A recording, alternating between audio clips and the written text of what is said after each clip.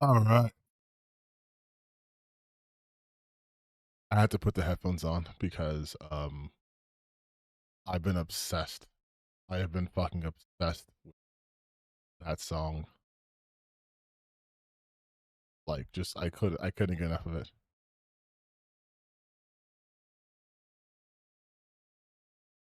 Oh, hey, what's up? What's up? What's up? What's up? Um I'm just waiting.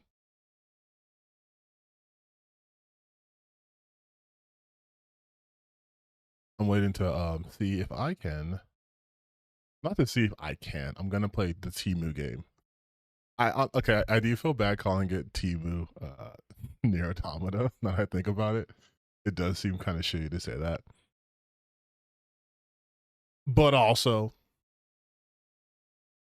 but I was actually debating on talking about something. Not because like, oh my god, I'm afraid to talk about this person, but just because I don't know if I can phrase it in a way that doesn't come off as me being this like salty ass hater. So I'm like, should I, shouldn't I? But then realistically speaking, like, who's gonna be mad if I talk about it? You know what I mean? Like, someone's gonna be like, I caught your stream and you were talking mad ish about so and so, and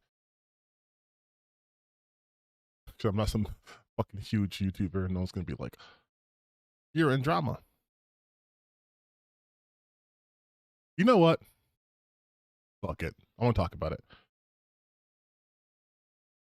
I saw the irony that you're about to play some Nier Automata, Temu Nier Automata. Here I am watching first episode of High Rise Invasion 4. Move on to Ginny Childs versus the Underworld. I mean, listen, is not art the act of both paying homage and reinventing, right? That's that's what we should do, right? We should appreciate this. This is just art. Take a shot. I do have my Celsius, my mandatory Celsius. Before you see, I have energy issues, but okay, we're gonna play games today. This is gonna be a gaming ass stream. Okay, so the gaming game stream. You guys are here early. Congratulations. We're gaming. But what I want to talk about briefly, what I want to talk about very briefly is the shit with one MrBeast. I I have spoken about him before, where I talked about how I think all this dude cares about is money. And I had like an hour-long video I did on him, which not many people saw, which is fine. But I mentioned that just because I don't want this to sound like, oh, this is coming out of nowhere, right? You want to know what he did? I will show you what our good friend of the channel, Mr. Jimmy Donaldson, has done.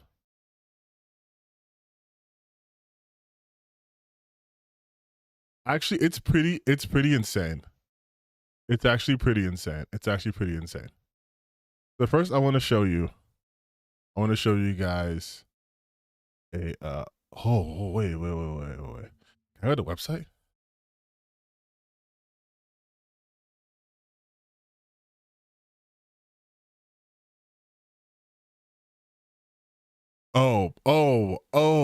Okay. Okay. All right. So before we get into Temu, we're gonna get into MrBeast. Okay, so first let me show you what we're looking at here, okay?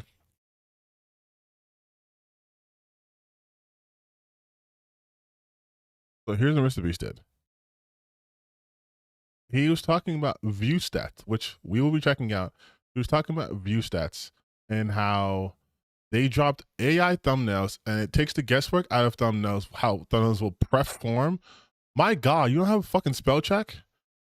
Just prompt what you're looking for and it will generate a data backed viral thumbnail. Now, we all know MrBeast cares about one God, two gods. One is capitalism, 2 is the god of the algorithm. And this is like a match made in computer generated hell, because MrBeast will do anything, and I mean anything, to game that algorithm. In fact, I'm sure you guys remember those tweets or videos you saw where people were keeping track of how many times he changed the thumbnail within a day, just get the perfect thumbnail.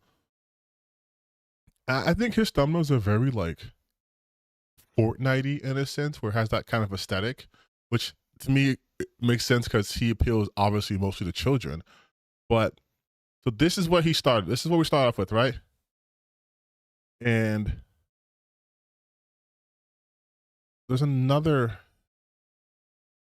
image here that I have. Yes.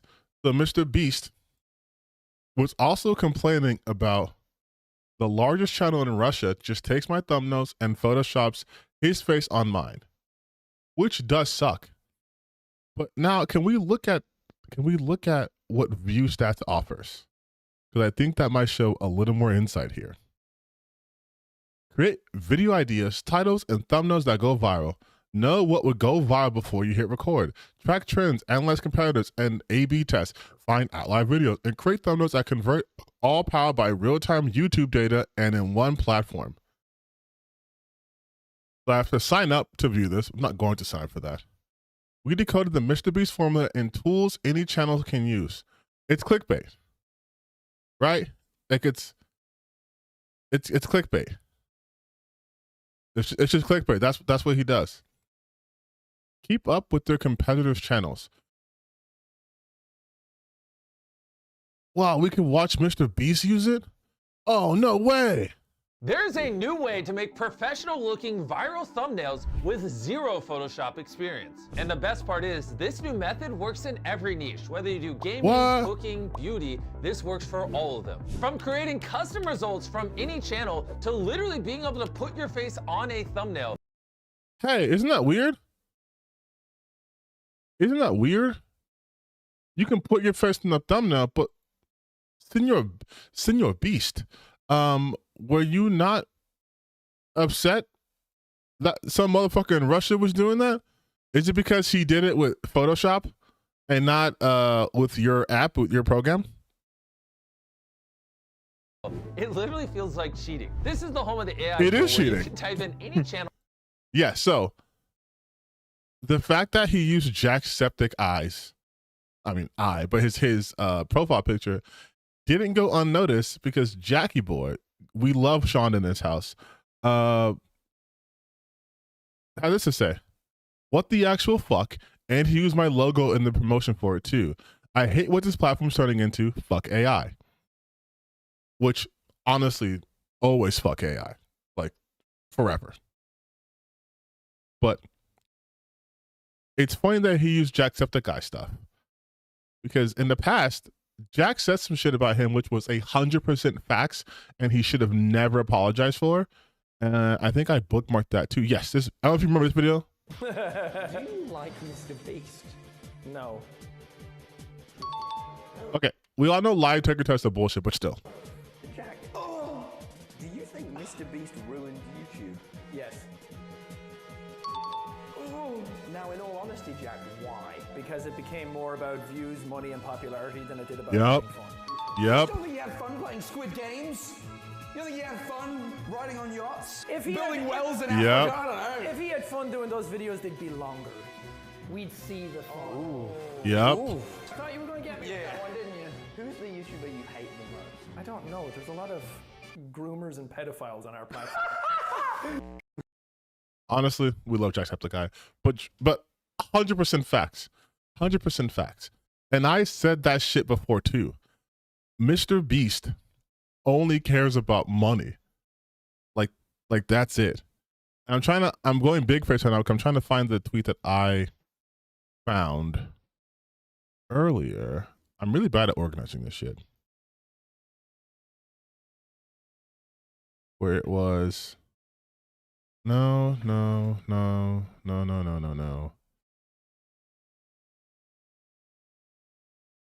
Where, yes, here we go.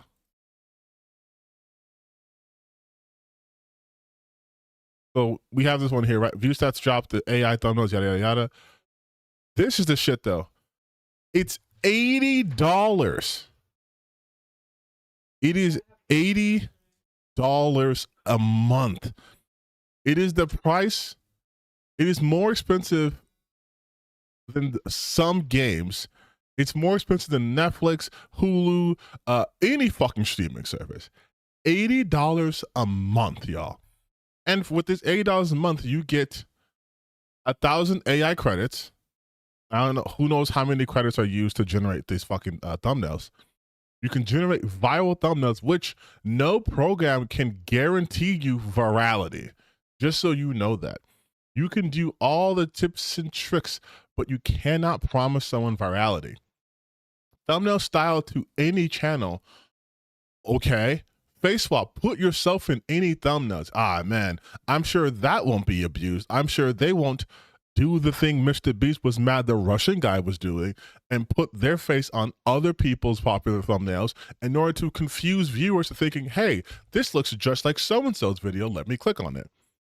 Recreate your favorite thumbnails? That makes no fucking sense. Your favorite thumbnails aren't this, like... Thumbnails aren't like movies where you have to recreate thumbnails. Most people have a template that they go by. So it's a brand. It's not like, and also MrBeast reuses thumbnails like a motherfucker. Get the perfect thumbnail with AI editing and then access to Discord, which is free. You say no one's dumb enough to pay for that. Need I remind you, you are on the same internet where there are people paying to use AI to use it to make Studio Ghibli art. This is where we are. This is where we are. And of course, MrBeast is doing this. Just like all the guy cares about is money. Like, and I wrote, nigga, $80 a month, that is crazy. That's crazy. Why is MrBeast on Lowe's? Why would... This is the confusing thing to me about MrBeast. I don't know what is his value proposition in terms of like enriching the platform or pushing creativity, anything like that. Because what's his brand? Is it just capitalism? Like, is he just commercials? Like, that's it? Why the fuck is MrBeast with Lowe's? Like, like what about Lowe's and MrBeast screams, this is good product synergy. All of MrBeast's fucking viewers, they love Lowe's. They love home improvement. If this was like, what's her name? Like Rosanna, like Pansino, that'd make more sense. Like if she did some shit with like the cooking channel, like HGTV, that makes sense. But MrBeast, I would think like FX or like, I don't fucking know if it still existed, like Spike TV, not Lowe's. If we're thinking of like brick and mortar stores, I would think like Best Buy maybe, you know, because like gaming shit. But actually, I didn't click on its actual ad. I just clicked on the tweet.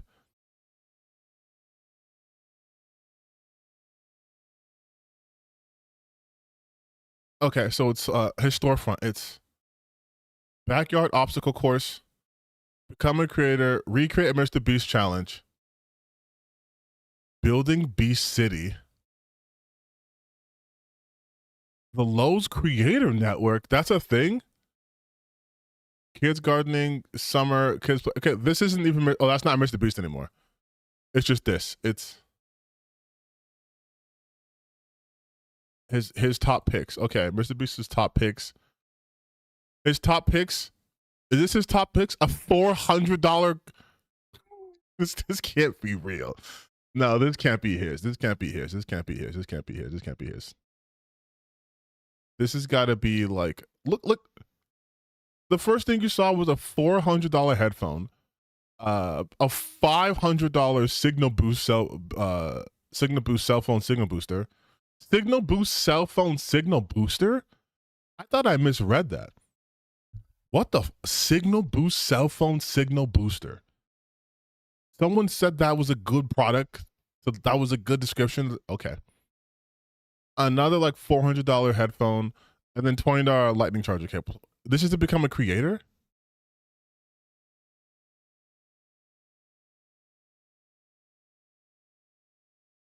This is MrBeast's pick, right? His top pick, some recreate MrBeast challenge.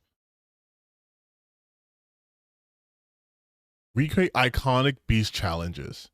Like with an alpha cool, with an alpha cool, or a tripod, or some tape.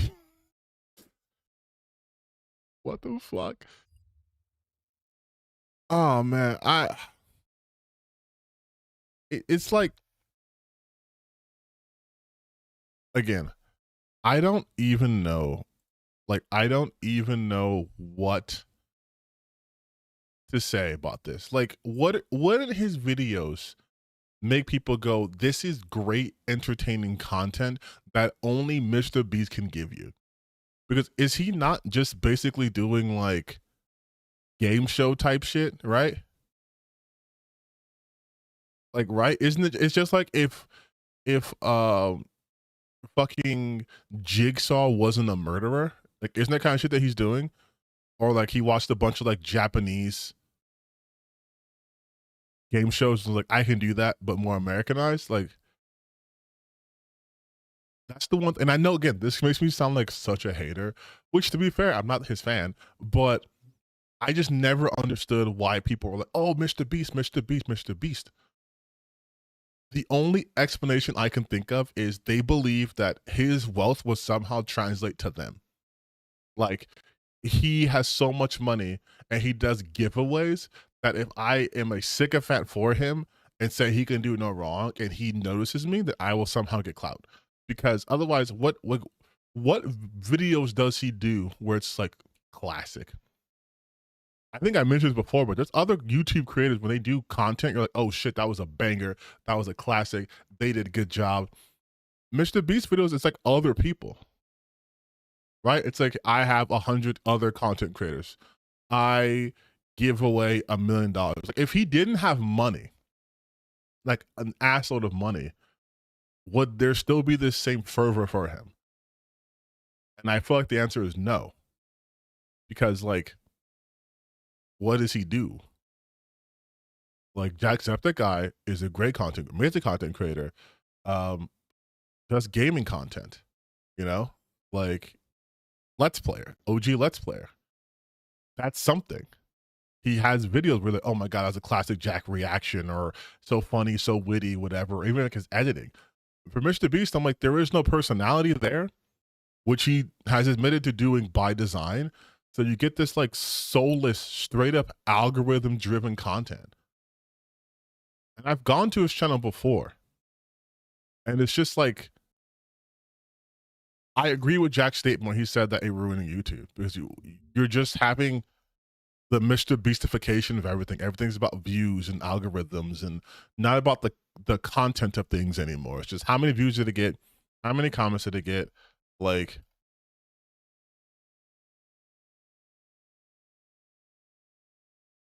and then these thumbnails, I'm sorry, I think these thumbnails are garbage. Like, let's just look. Lose 100 pounds, win $250,000.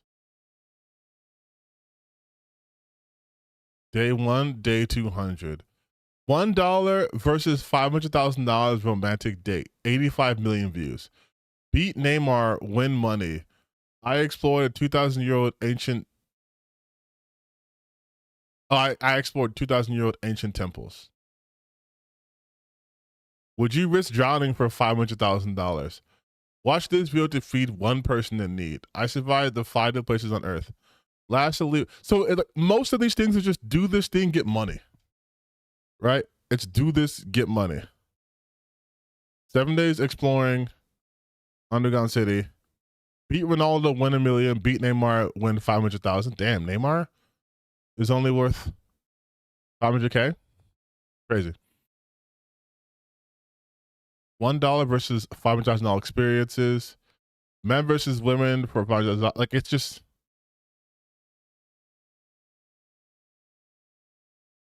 again, none of this content could be done without his shitload of money, right? Like, it's just a shit ton of money with him having that creepy ass smile when he does that same little expression on like the extreme videos, I guess. Like, I'm gonna stop because I'm coming like a fucking hater. I'm coming up like way too like harsh, and not like. But you know, fuck it, yeah, I'm gonna be a little harsh because this is where we're at. We're having, dude, with all them saying, yeah, like this is where we're at though. We're seeing essentially a more well-defined, well-rounded slop factory. Like, if we go back to the video that I never finished, it's talking about how to create viral AI thumbnails, but like, it's so soulless, dude. On all of YouTube, and it'll use it as inspiration for the thumbnail it's generating. So for example, let's say you're MrBeast. You would just type in MrBeast here. Now it's gonna look at all my recent videos and get inspiration from them. And for the prompt, I'm gonna type in stranded on a volcano. And there you go, we now have a thumbnail with me dangling on the side of a volcano. This is perfect for inspiration, and if you do a couple iterations with the system, this is how you can literally generate your thumbnails going forward. Now let's say you don't want to take inspiration from a YouTube channel, you don't have to. As you can see here, I have a very descriptive prompt describing a Minecraft block that is glowing rainbow colors and vibrant Minecraft grass with trees in the background with no YouTube inspiration. So now let's hit generate, and I think you're gonna be impressed with what this comes up with. I have not altered this in any way. Look at this thumbnail it came up with. That is actually insane. Yeah, it didn't use YouTube because it fucking used shit from Minecraft. It's still theft, Jimmy. That's the problem, Jimmy. It's stealing from other creatives, Jimmy. All from one single prompt and no inspiration from any other channel. You can type literally anything you want and it will generate a thumbnail for you in a style that will make a viral YouTube video. And step 3, to show you. Also, first off, why is he trying to act like this is magic as if we haven't been dealing with this generative AI bullshit for over like 2-3 years now? It actually has been that long. Secondly, you cannot promise virality. You can't. You cannot promise that. Also, product placement in the back where his chocolate bars. But you can't promise someone can go viral. You go viral because you have the most subscribers. You're everywhere. That's why you go viral. Most normal people go viral because of luck. Because they caught a trend. And if you want people to just do trend setting stuff or trend hopping things, you don't need help with that. People do it all the time. How all out we went on this AI thumbnail tool. You can also copy a URL from any YouTube video. We'll just paste this one I have here. And in the prompt box, just tell it what to change in the thumbnail. To demonstrate, I have this F1 thumbnail. That's what?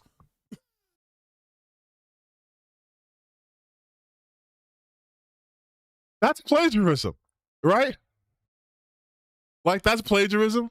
Like, this would get you kicked out of university. Am I tweaking? Am I tweaking for real? Am I being extra? Am I being extra? Or is that not? Or is that not like, but like literally take this URL and just tell it what to tweak? Bro, this is the meme of, yeah, just here's my homework, just change a couple of the answers.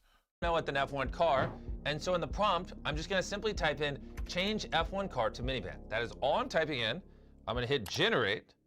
Let's see what it produces. And boom, it's done. Bro, I'm not even joking. Look, it swapped out the F1 race car for a minivan.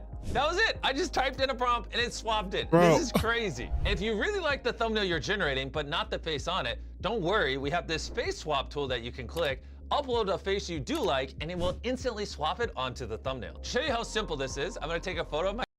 This is asking to be sued, right? Like, I'm not a lawyer, man. I'm just a nerd online, but this is asking to be sued, right? Like,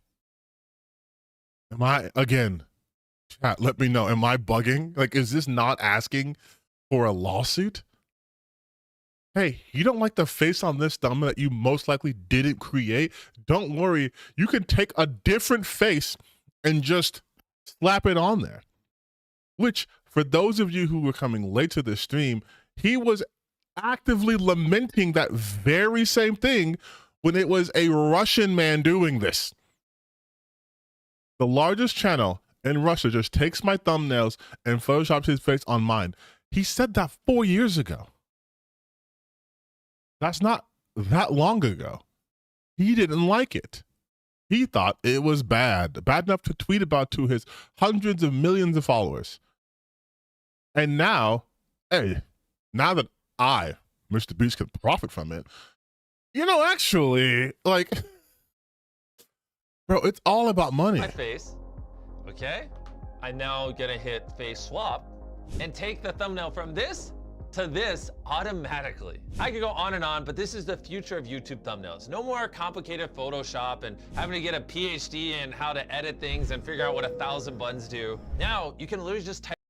Okay, so I guess if you're a dumbass, I'm gonna let you guys in on a little behind the scenes, okay? All right. All of my fantastic great thumbnails, I use fucking Canva.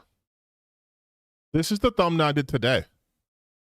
I use Canva. I use Canva for all of my thumbnails. And if you really want to be like serious about thumbnails and like make sure they pop or whatever, you can do that with free programs. I literally use Canva. I don't know how to tell you. I use Canva. This isn't sponsored, by the way. Hashtag non-sponsored. But I use Canva to try to make it seem like editing a thumbnail is this gate-kept ass like secret part of content creation, and it's so confusing and so complicated. Have you ever seen a Moist Critical thumbnail? Do you think he spends weeks or years trying to find the perfect? Let's go to Critical's page.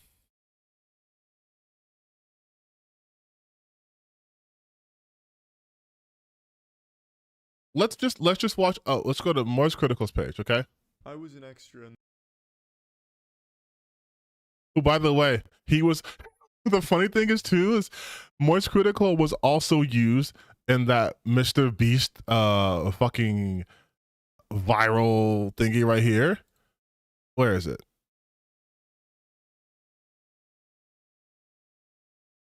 It was.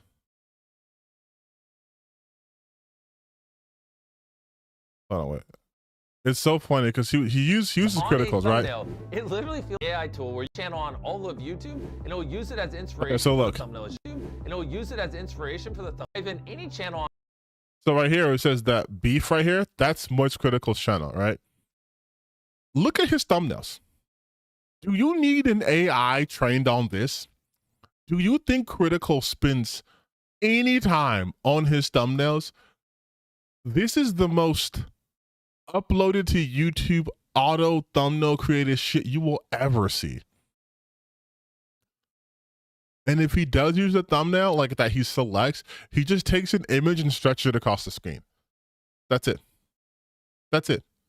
There's no way Moist Critical is someone. If I had an AI, I would not train it on his thumbnails. This is what happens when you just literally upload a YouTube video.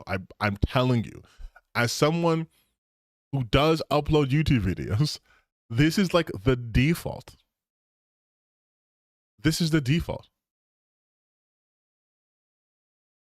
Like, that's it. There is no, and this is what the AI is also training on.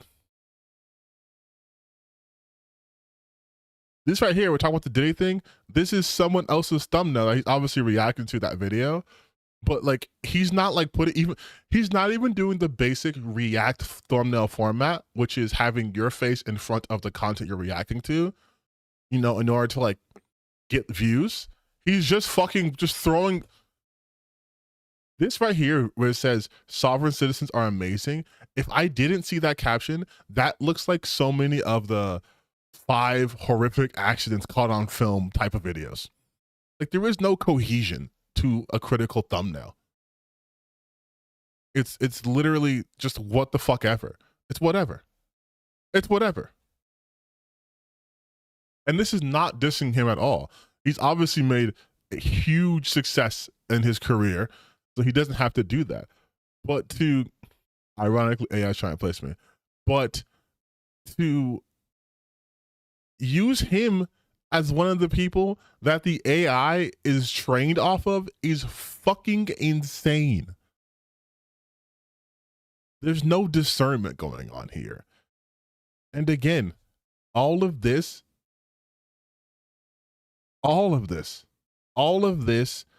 simply exists because of capitalism. That's it. That's it, dude. Like, I'm gonna be completely real with you guys. I don't like MrBeast. I think his content is derivative. I think there's no actual passion and creativity put into it other than I can make money from it. Because what do you mean you're out here supporting a product that, if implemented, would completely destroy a sub-industry in the YouTube ecosystem, right? There are people who make people's thumbnails. They do that. If you really are that pressed about thumbnails, find someone to make your thumbnails for you. Learn how to do it. That's another thing I hate about these like AI aficionados, where it's like there is a skill that people possess that they don't possess, and they are mad about that. So rather than learn that skill, they'd rather make it so the people who have that skill cannot profit off of it. It's, let's make AI versions of Studio Ghibli art, right? Or Studio Ghibli films, or someone else's artwork, or someone else's movies, someone else's whatever. And then I'm going to take that, what they work, their craft, multiple people coming together to create something beautiful. I'm going to take all that, put it in my slot machine, and then make a facsimile of it, or facsimile of it. Not even that, a simulacrum of it, and then be like, look, I'm also doing the same thing, but cheaper. Did you hear that, capitalist? We can do this now for cheaper. Oh no, I don't care about the fact that I have taken years and years of someone's hard work and effort and trial and error and made it my own. I don't have talent, you see. I only like to make money. So if this helps me make money, then I'll do it. Like, it's so... I just want a fucking 40-minute rant. I'm sorry. I know I was gonna say this is just a gaming day, but it's so heartbreaking to see shit like this being promoted, especially by people who have such a large platform, who ultimately will not be harmed by it, but are doing lots of harm. And I'm not just talking on my ass. Those posts, those tweets I showed you guys, he deleted them. MrBeast deleted those tweets because of the backlash he got. Because people who actually give a shit about art, who create art, or who even just enjoy art, do not like AI art. They don't want AI generated shit. I know you had other rat infested roach kings telling you that the consumer doesn't care, but they do care. People do care about the quality they're receiving. I would be remiss as a content creator myself to not talk about that, because MrBeast wants you to pay $80 a month for this shit. $80 a month so you can do plagiarism, so you can copy thumbnails from Moist Critical, who, once again, his thumbnails are just auto upload to YouTube, done. I want you to pay $80 for that, to have access to their Discord too, which is a free program. Use Canva, use MS Paint, use Photoshop, use whatever programs you have. Part of the fun of content creation is learning a different skill set. Part of the fun of being a human being is learning different skills. It's being able to suck at something at first and then get better at it. When you play video games, you suck the first time you play a game, and then you get better at it. And some people get so good that other people will pay to either watch them play or to have them play for their team, right? But no one starts like that. But these people who are so pro AI replacing everything, these are the people who are anti-art and anti-human experience and expression, because they see someone who struggled and they see the result that they got, and they're jealous that they have not attained that result. And most of them haven't even gone through the struggle trying to be better. And this just rewards that. Like, again, there are some people who on YouTube will pay an artist to make their thumbnails. And I know people are gonna be like, well, you're gonna pay for thumbnails just because that's someone's skill. Like, how do I put this? Thumbnails are obviously important because they're out there to grab attention, true. But there's a secondary purpose of a thumbnail, and that is identity. When you can look at a thumbnail and recognize who it belongs to. I can look at a thumbnail and know this is an Afro Senju video because of the artist he uses, right? Their art is an art style, it's distinctive, it's an identity. So at least I know I'm getting a video from him. But if you have this AI generated slop, what does that say about you as the creator? What does it say about your care for your product if it's just AI slop? Alchemist, I don't know if you guys are like musically inclined, he's a producer, but Alchemist is getting in deep shit right now too, because his long-awaited album is using AI art, and people don't like it. He deleted the post, but people don't like it. Here we go.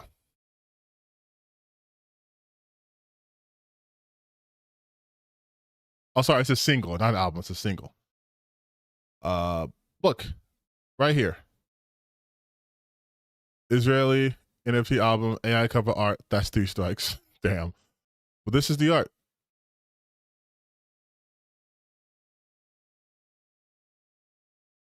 And then just look at the comments from the Carter Dell.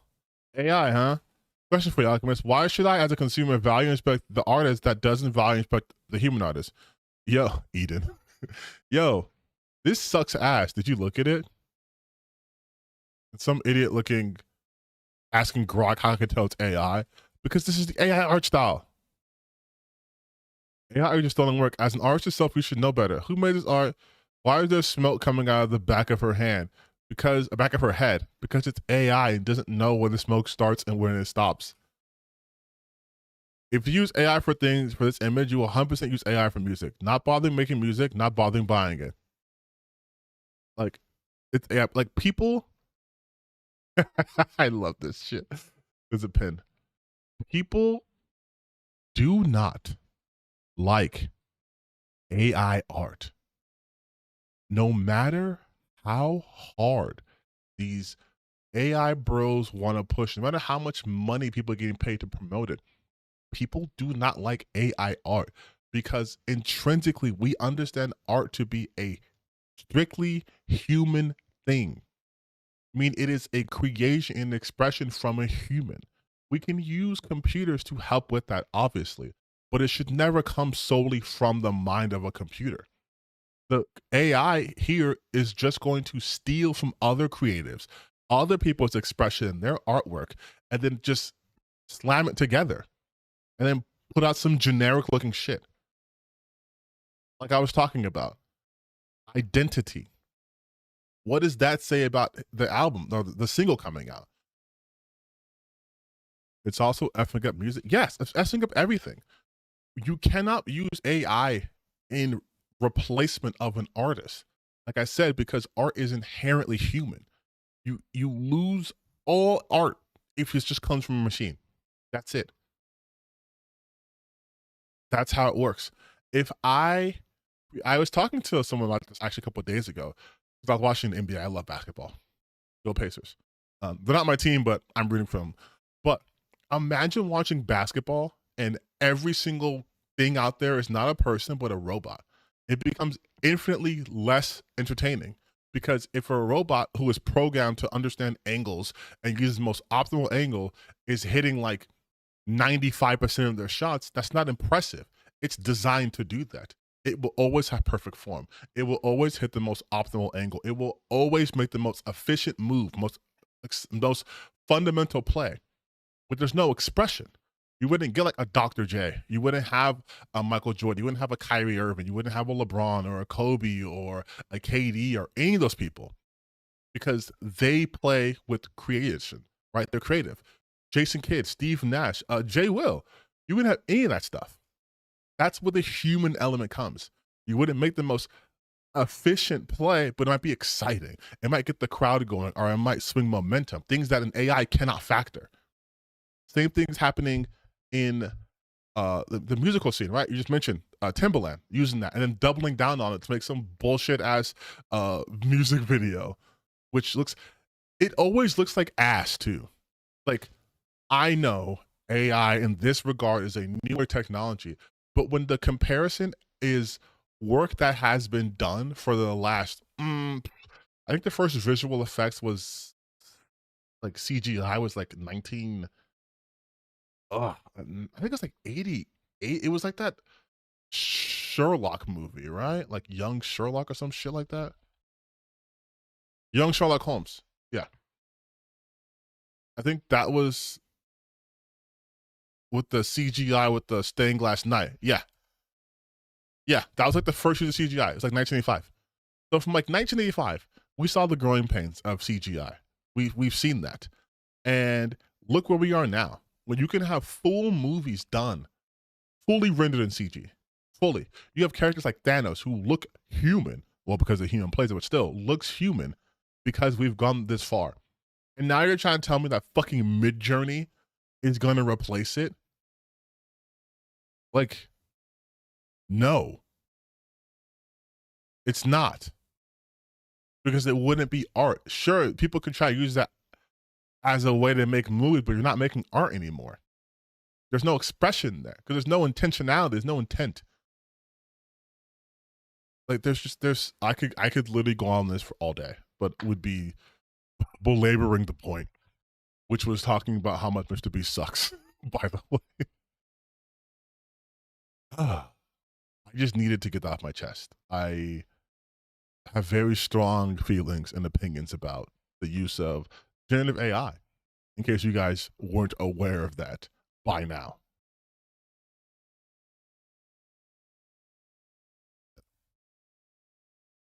Fuck, let's go back to MrBeast. So we're back at the Viewstats. I'm sorry, we're gonna play Blade after this, but we are back here at Viewstats because I didn't watch all of this.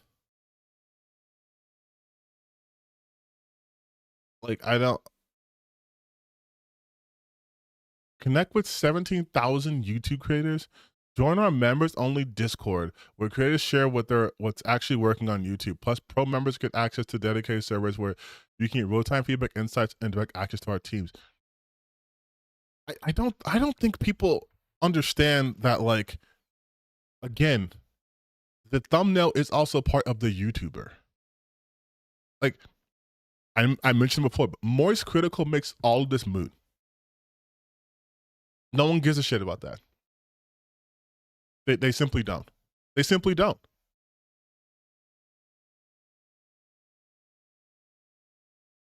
Wait. Hold on. Hold on. Hold the phone. So you're telling me that for $50 a month, you get research, nebulous, discover outliers, set alerts, save your collection, explore A/B tests, search thumbnails, access Discord. Okay, so Discord you get every level, besides the $249 one. That's weird, right? Oh, you have to book a call. You have to book a call in order to get access to the. All right, I'm not a business person, but all this shit right here, you can do through YouTube basically. YouTube lets you do A/B tests. You can also discover outliers. When you upload a video on YouTube, it'll say this video is performing slightly better, slightly worse. Like, YouTube itself provides some of these services. So that's a weird thing they want to pay for to begin with. But outside of that, the $80 version, we went over that before. It gives you a face swap. So there is no value in getting the pro version. like at all. It's I'm forgetting the psychological term, but it is when you want your target to go for one thing, so you make the other thing look slightly comparable in either size or in pricing, so they feel like they're getting a better deal, like they're stealing from you if they choose the other option. Like that's what's happening here. Like, oh yeah, this is $80 a month, but this is only $50 a month. So this is cheaper. But then you go, well, for $30 more, I get all this too, plus what's in here, because what's in here is fucking bullshit and no one would actually use. Set alerts, save your collections, and I promise you this tier would be like, if you want to unlock newer tagging options, go to our Pro plus AI version, right? But this is so fucking scummy, dude. I'm sorry. This is so fucking scummy. Like this is beyond the pale. And this is a billionaire doing this, mind you. What sets Viewstats Pro apart from the competition? Who is the competition? Is it TubeBuddy? I used TubeBuddy before.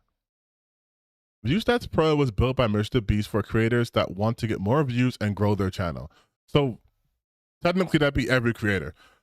We know what it takes to go viral and give you the best tools and real-time insights. Also, I keep saying this. You cannot promise virality. You can't. Or we'd all be doing it. We'd all be going viral. All my videos would get 20 million views plus. But also, how does this grow your channel if you're not teaching people what kind of content they should be making? You're just telling them to go after the fucking thumbnails that look popular. But what if my content's complete dog shit? What if all my content is just, I'm anti-woke and I hate women and I'm critical drinker? What if all my content is like, I'm going to show you all the toenail clippings I found?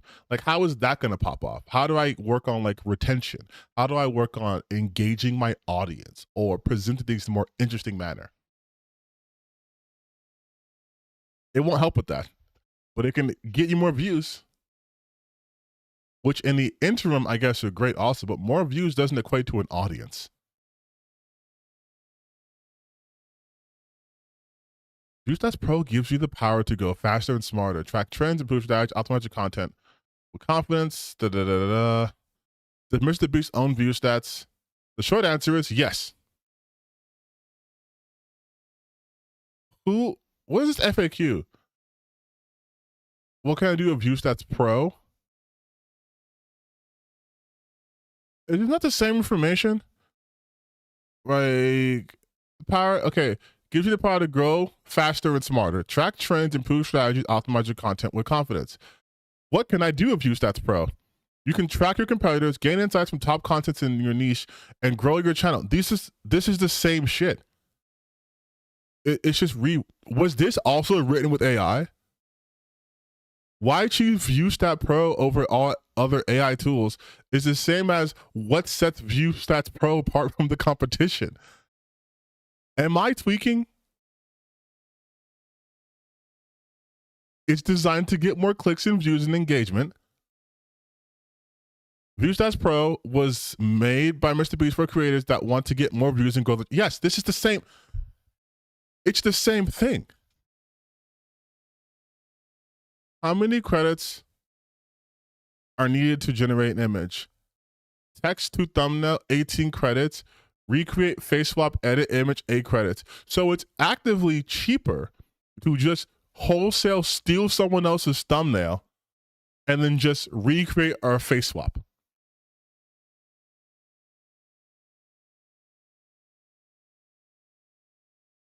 What?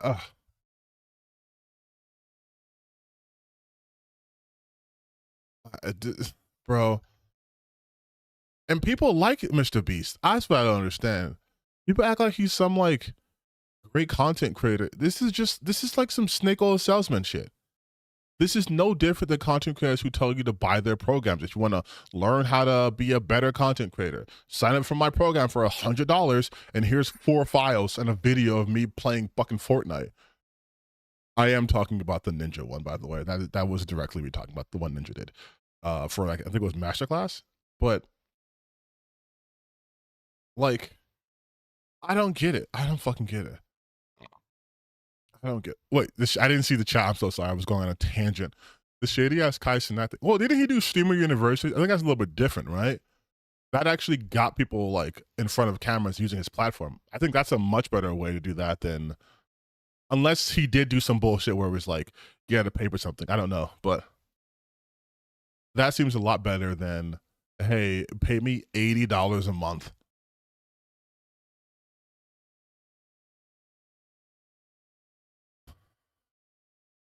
I'm sorry, y'all. I was going a little bit too hard. A little bit too hard on this. For an hour. Okay, let's play some fucking video games.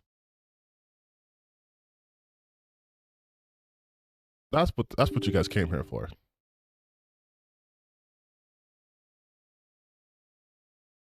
The minute that loads up, we will be playing. But in the meantime, how you doing? How are you guys doing? Hope you're all okay. Also came for the rants. Oh, well, that was, of course, going to be a thing.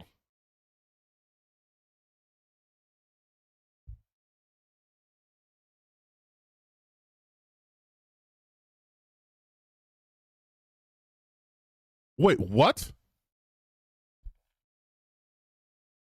By the way, someone actually died during the making of the video, and instead of like in memoriam, he just showed the guy existing and made you love him, and then decided to reveal that there was the guy. No fucking way.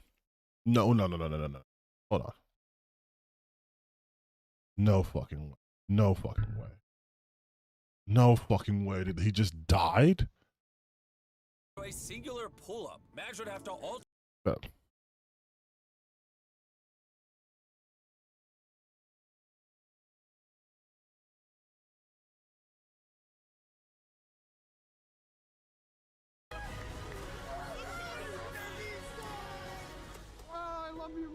know, without Okay. I wouldn't have been Hold able on. to do this. And you said it would be so cool that we get to do this together.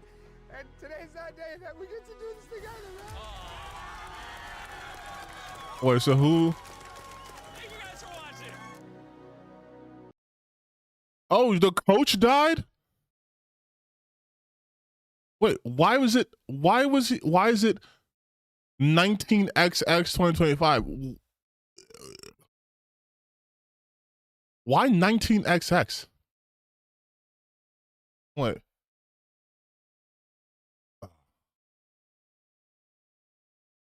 Coach, I guess Tyler Wall?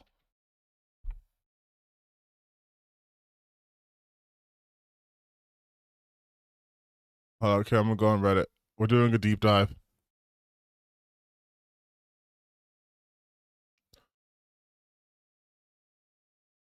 I'm so troubled to hear.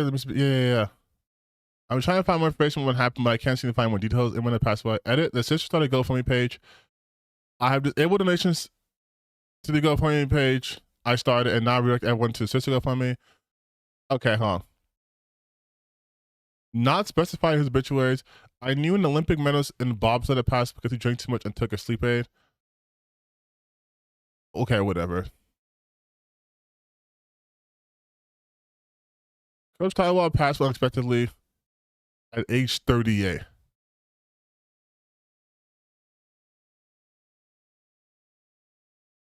Oh, so he might have killed himself.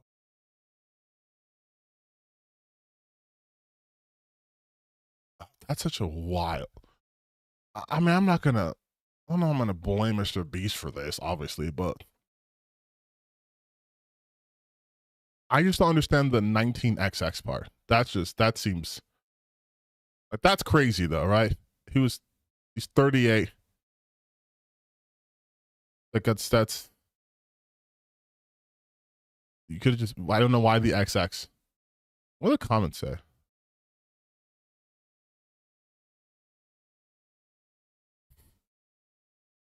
Wait, I'm sorry. I'm so sorry. But First line says, go start the business you've been dreaming of and visit shopify.com/MrBeast to start your trial now. In loving memory of Coach Tyler Wall, it is with profound sadness that we share this unexpected passing of Coach Tyler Wall. Coach Wall was a remarkable individual whose kindness and genuine spirit touched all those who knew him. His loss has left our hearts heavy with grief. Following this tragic news, we reached out to Coach Wall's family to determine whether this video should be shared. With grace and wisdom, they expressed that Tyler would have wanted his message of hope and positivity to continue reaching others, even in his absence. We humbly ask that you honor Coach Wall's memory and respect his family's need for privacy in a difficult time. Coach Tyler Wall's legacy of compassion and encouragement will live on in the hearts of all those who were fortunate enough to know him. Great. Awesome. By the way, here's my new merch. Capitalism never stops. It don't stop for nobody. Okay? Check out Viewstats. Subscribe to my channel. At no point am I going to link the GoFundMe, though. Just so you know. I'm not going to link this video. I'm MrBeast. I'm MrBeast Inc. We, of course, reached out to the family. And we're like, hey, we can still post the video, right? Like, we can still post the video. Yeah? I know I spend a lot of time working on this. We can post the video, sure. Yeah? No, he was compassionate. He was great. Everyone who knew him loved him. But also, we have new merch. So we're going to put that in between. Is that okay? We're going to first do an ad for our Shopify. Then we'll talk about, you know, thoughts and prayers. And then we're going to go straight to our merch. Is that cool? Like, what the fuck, dude? Capitalism never stops, you guys. It never stops. It is a endless, ceaseless slog. All right, let's give it a display capture, game capture, and we would capture Stellar Blade.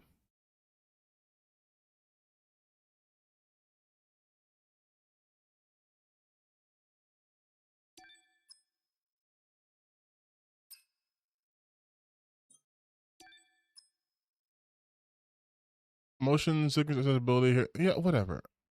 Bro. Yes, that's what I did play the demo.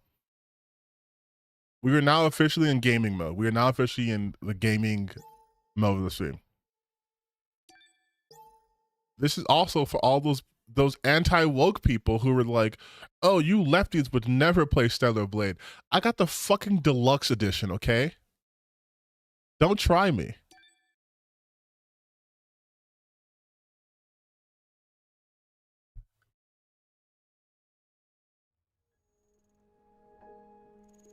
No, Vampire, I know why they have the XX. I'm saying it's weird to be like, he was born sometime in 1900s and then died in 2025.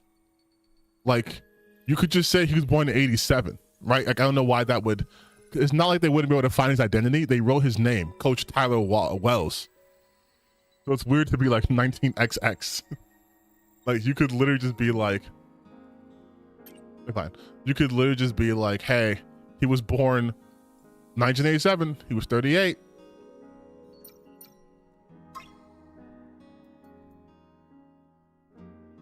Waiting for the price of the drop for PS5. Yeah, I don't need to get PS5 because I'm gonna just play games on PC. And when they eventually come to PlayStation, when the PlayStation games eventually come to PC, I'll play them.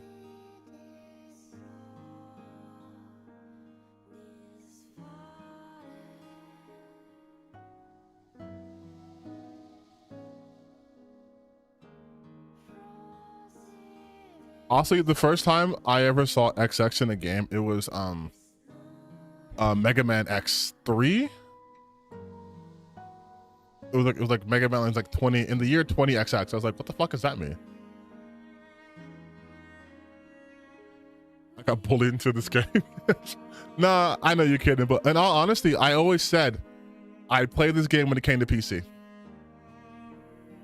I'm not against, I love character action games. We don't get enough of them.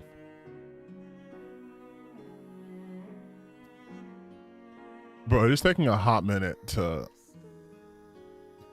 to load up.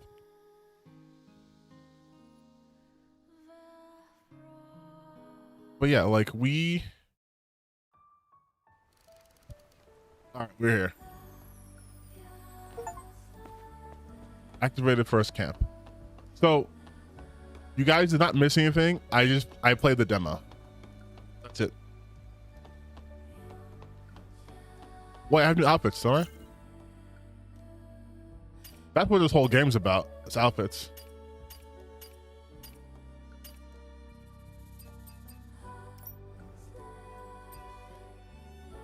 So we can be Kunoichi.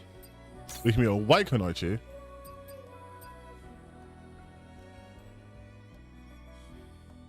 I'm gonna be black. Yeah.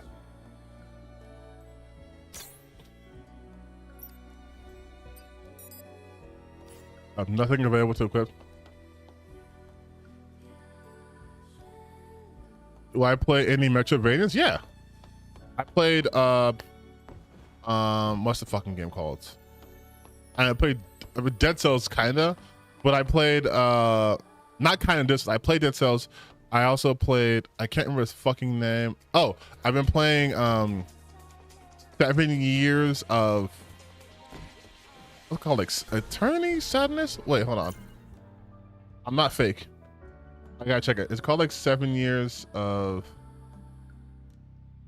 7 years of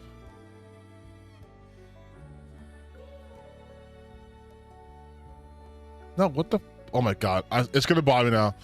You triggered my ADHD, you fool.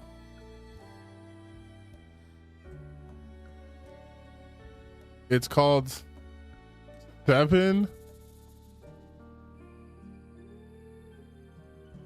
Oh my god.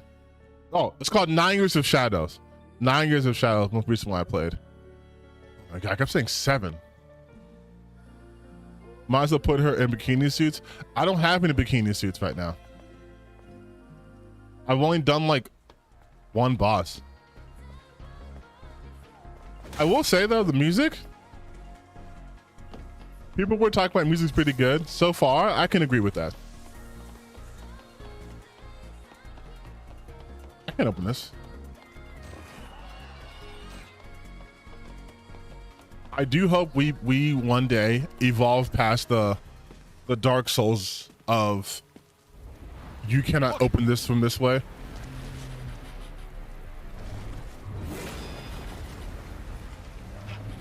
I swear I've already beaten this guy. Yeah, I did this in the demo. Adam, get back. Why didn't this?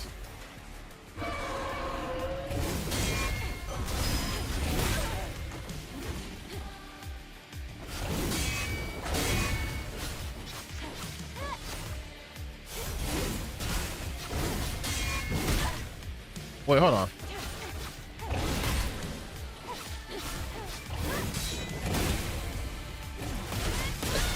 Yeah, I definitely did this shit in demo.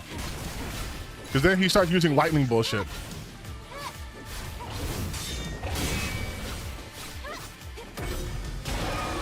So yeah.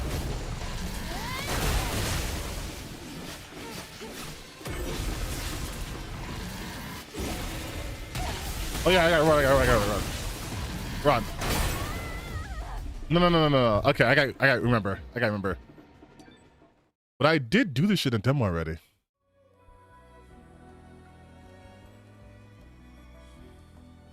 Bad luck to break a lock. Wait, I gotta remember the because I learned a new skill. I swear to God, I swear I did this shit in demo. Yeah. Because I even learned a new no, what the fuck? Yeah, I learned blink.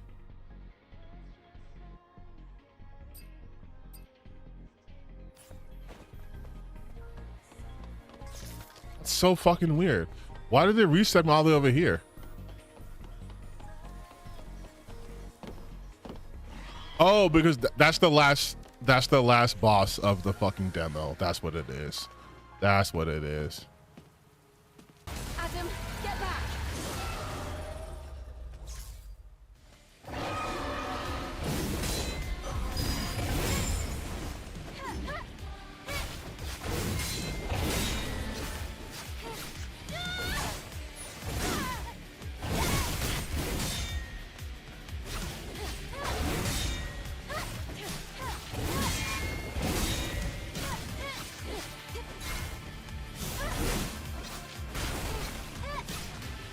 Lightning bolt.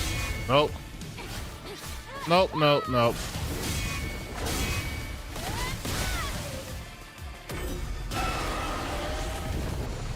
I gotta run.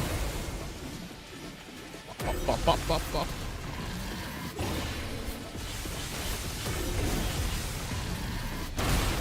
Oh, you bitch. I was gonna know perfect hit.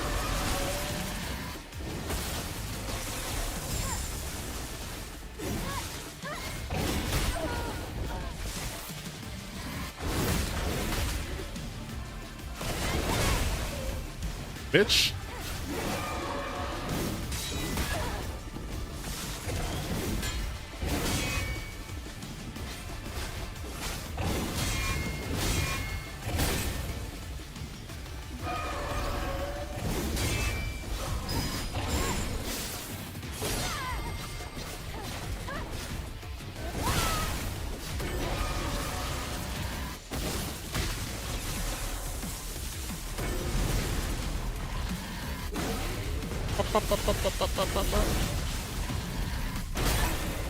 Oh, you're a little slut. That's who you are. That's okay, you're almost dead.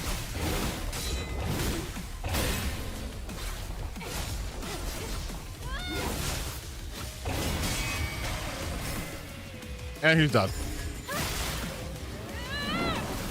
And honestly, I don't hate the game.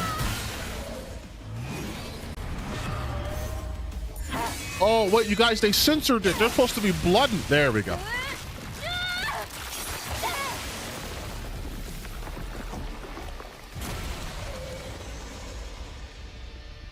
But I will say, because I already done this part before, I will say, the game's aesthetics are very. It wasn't an alphanate either. No, they're very confusing. But still so strong. Things will only get harder. Dynasty Warrior games. Maybe. I should apologize. Anyway, What? please show me the next route, Adam. Oh, Right, hold on. Let me take a look at Yeah. the map data. I think the game so far, the gameplay so far is fine. I do know there's going to be part of the game where it has like a forced Far from here. shooting section, but An entire block is submerged. We have to find a way to cross. I can So you're swim. saying that there's no way. You can I swim. found it. You see the sign behind the stone statue? There's a transportation device there that you can use. What? You really think that these abandoned devices are still going to work? Well, the supply camp was in one piece. Let's just try to stay positive. Honestly, I also think No, this that's outfit's a better positive, fit. sure. It's a better outfit than the base outfit. Yeah, I forgot how to collect shit. Is it? Yeah, right check. There we go.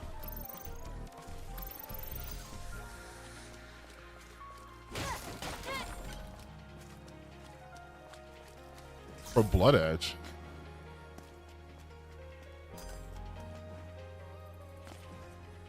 So,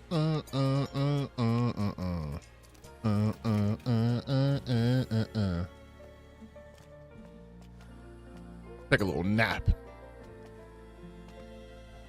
All the places you mean, it starts getting condensed to the end bone. It's weird pockets. Well, yeah, like this is nice, but sometimes when games have conflicting design choices, it's for story reasons, right? Like, oh, we're doing this because we're trying to show that this person doesn't belong, or like these people are the invaders and these are the natives, right? But I already know the plot of this game. No one had to tell me it. I figured it out within seconds. Like, that's the main reason why I call this Temu Nier Automata, it's the Natiba of the humans. Like, it's a duh, right? You are basically an android force that comes down to Earth to liberate it from the monsters, but oh no, the monsters are actually the actual humans. Like, it's not. There's no surprise. Actually, I'm not gonna buy any weapons. But as long as the game is fun, like I'm having an enjoyable time, I don't care. The only issue I had with Stellar Blade is that almost for the entire month prior to its release, all you saw was shit like this. Like, all you would see is like, "Whoa, did you see her butt jiggle? Whoa, did you see her titties move?" And it's like, my brother in Christ, have you never been with a woman? Like,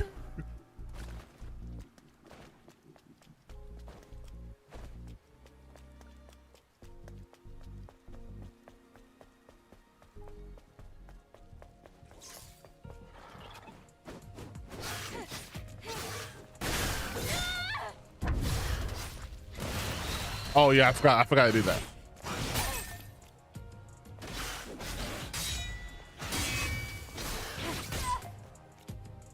Imagine me dying here. Actually, don't imagine that. But imagine me beating the boss and getting fucking killed by some rando enemy. As if that would happen. It is an action game. It's more derivative of, I would say, like Nier. But I would also say at this point, it has more action than Nier. This is more action focused than Nier. 100%.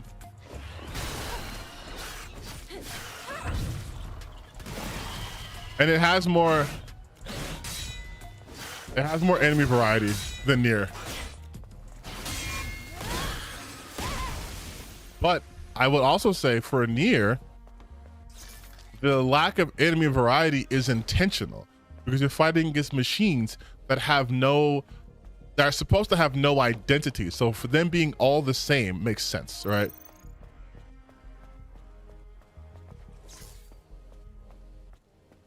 And I haven't beaten this game yet, even though I know the plot. But for all I know, the reason why the Natiba have different, damn it. Oh, the reason why the Natiba have different appearances is because they're based off humans, and humans don't look the same.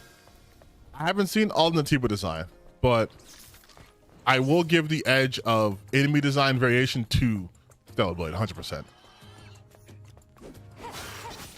Although I'm very fucking tired of seeing this person.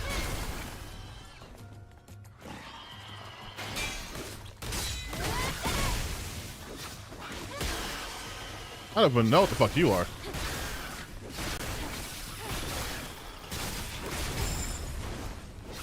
Oh, you like that perfect dodge?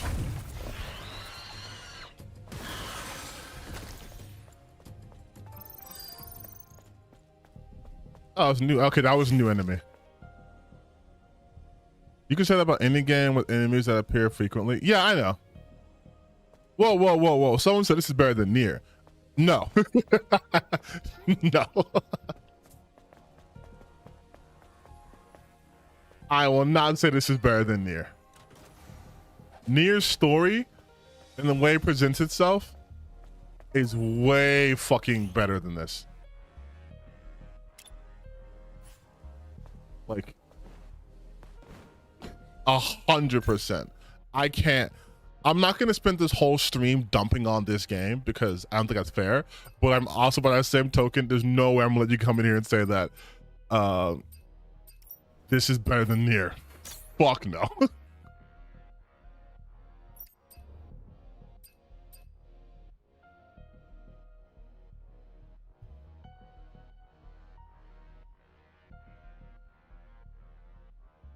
Because I don't need to play it twice for a full playthrough. But I think that was the beauty of Nier, right? It took your expectations of what... Okay, I'm going to tell you guys straight up. I originally didn't think Nier was going to do good. I didn't think Nier Automata was going to be a good game. When I played the demo, I was like, it's going to be whatever, yada, yada. But then I gave it a legitimate chance, And I was like, oh, holy shit, Yoko Taro is cooking. And by playing it multiple times, it reinforces that, like, the cyclical nature of things, right? Like, and in a sense, you're sort of like the Yorha units, because you also think it's going to be a certain way, right? You also think the machines are bad. You also think you're fighting to protect humanity, and then you're fighting that shit at the same time too. And then you're seeing oh, I hate this, guys. I think I have an armor breaking move. Yeah. Watch this.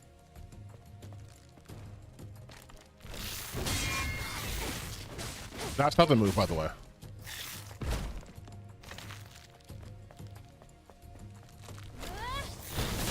That's the move.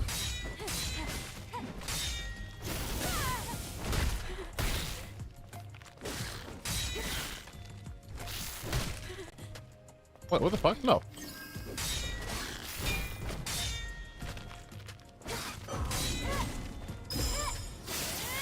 Yep.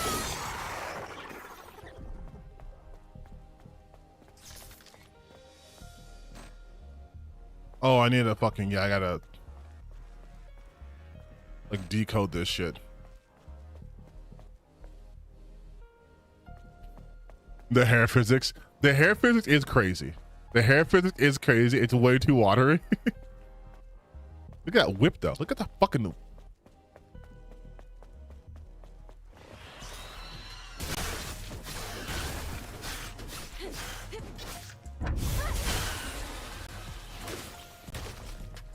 Oh, you can get this work too.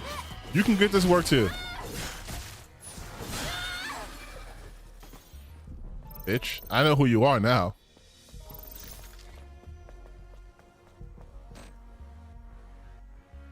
Slow pace despite the high octane action.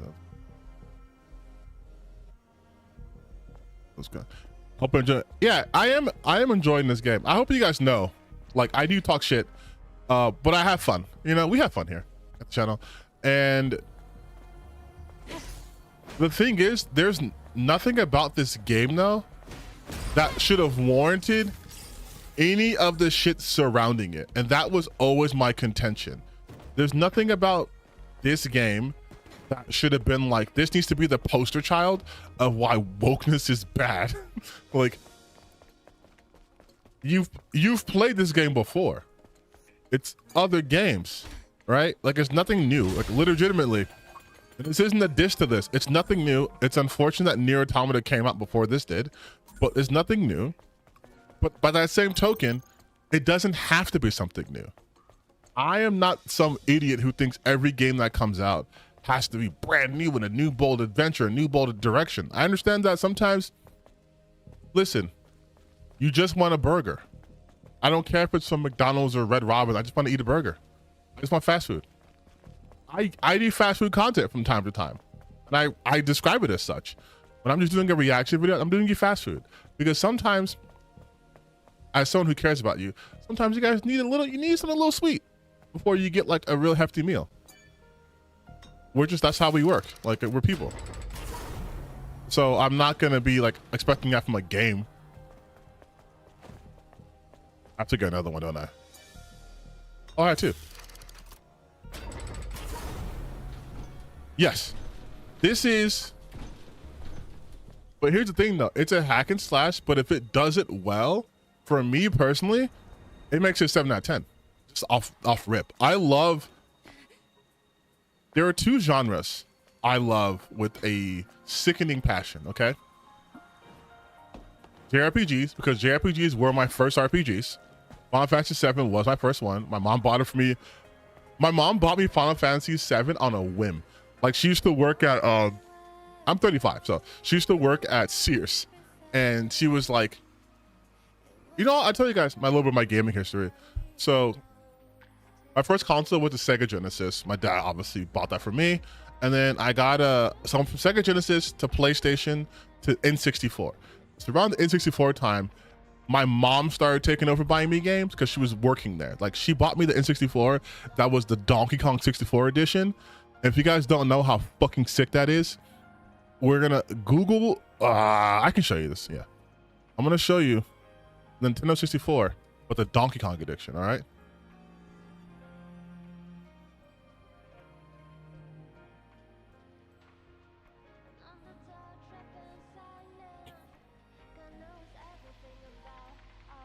This is the version. This is what I had. Here. Display capture.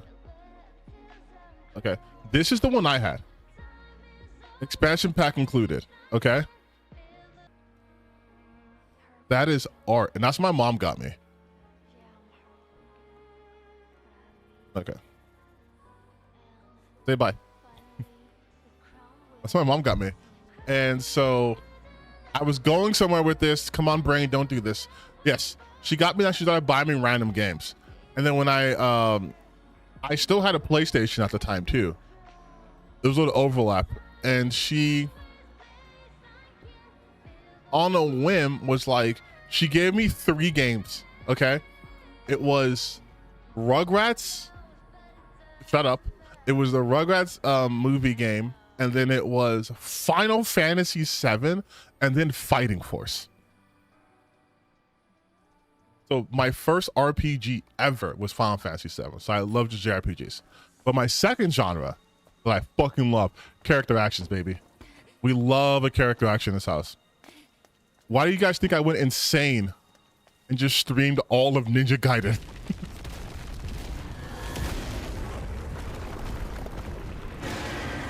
This mushroom looking horse bitch. It's kind of a bop though. Oh my god.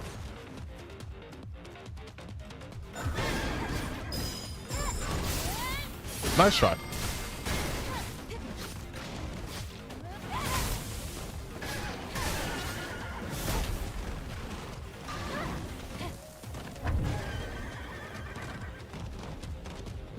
I can just kill you.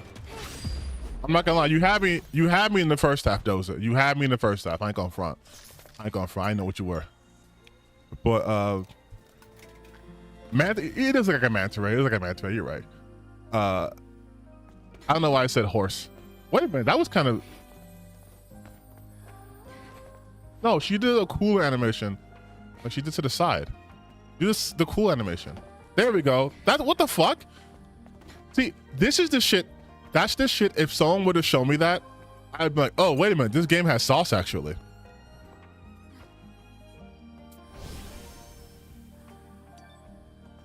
Wait, does that mean that big ass Nativ was going to be back?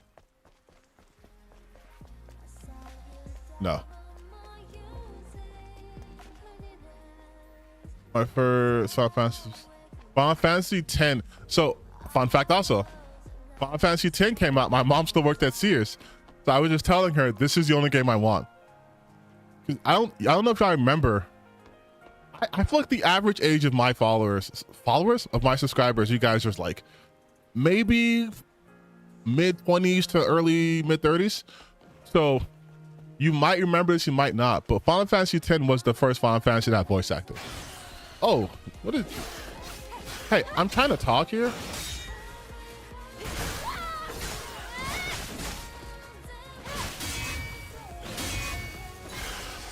Anyways, Rude was the first talking Final Fantasy. So it was, that's obviously real. Hold on. Can I scan with this bitch? I have forgotten all the controls here. Basic, hold on. Attacks, impact control.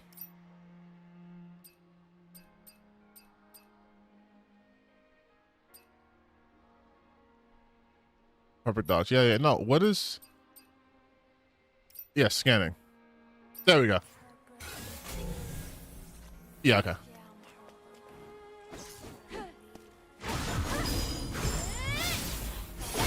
Anyways, so when Final Fantasy X came out, it was hype because it was the first voice acted, fully voice acted. Well, I shouldn't say fully.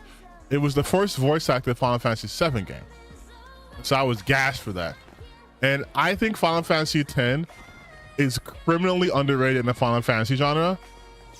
We all know Final Fantasy VII is Square Enix's favorite, but we also know that Final Fantasy fans love Final Fantasy V more. All right, like they will always say that. Although I'm a Final Fantasy VII baby, people will also act like Final Fantasy VIII was the best one. It wasn't. But Final Fantasy X to me was underrated, as was 12. 12 looks so beautiful. Final Fantasy 12 looked so good. It was at the end of the console cycle. It was like literally, I think, the last Final Fantasy game to come out before PS3. But Final Fantasy 12 also had the most bullshit. Final Fantasy 12 had some bullshit with the Zodiac Spear, which was so annoying. But I'm getting distracted more so than usual. So I love character action games too. Like, I didn't get to play a lot of them growing up though, unfortunately.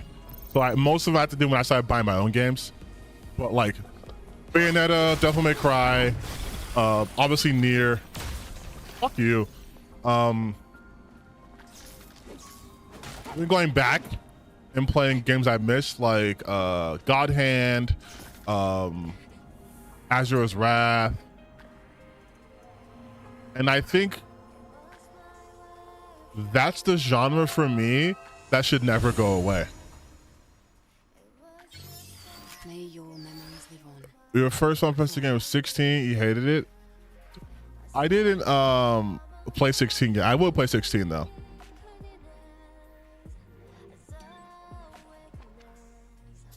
For me, the worst Final Fantasy game I played personally is probably Final Fantasy 13-2. I know people like to shit on Final Fantasy 13 because, oh my god, it's a corridor, it's a walking simulator of an RPG. It's like, yeah, I get it, fine, whatever. What? I dodged. What a bitch. But 13-2 has one of the worst endings I've ever seen in it, like legitimately.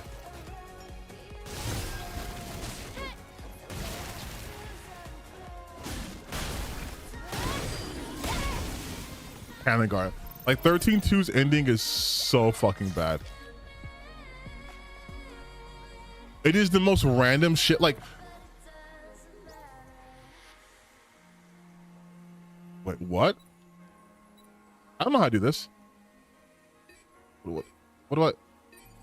What the? Wait, what do I do? I don't understand.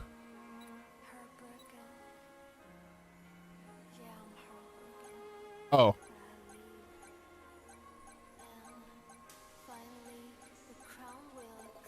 Oh, okay. You just push the inputs.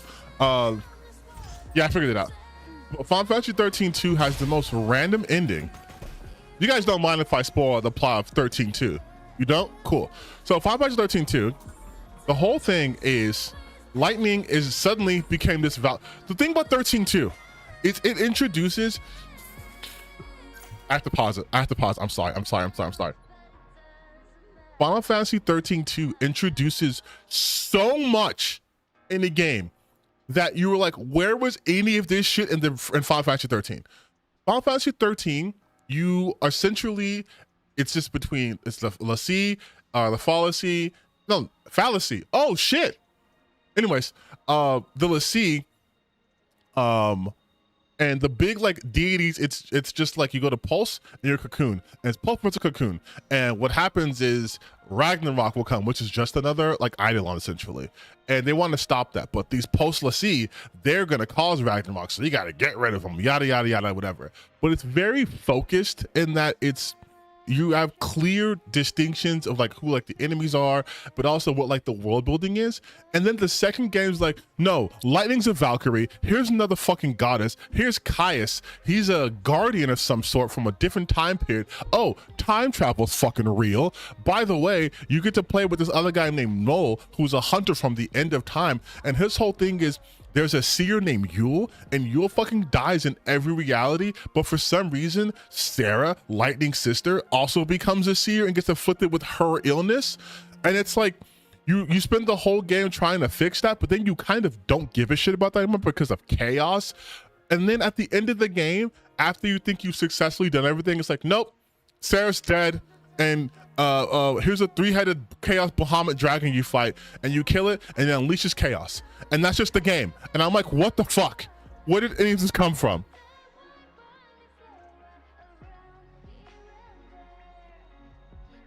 I didn't like Final Fantasy 13 too, is what I'm trying to say. Lightning Returns is kind of okay because I like playing as Lightning, but like,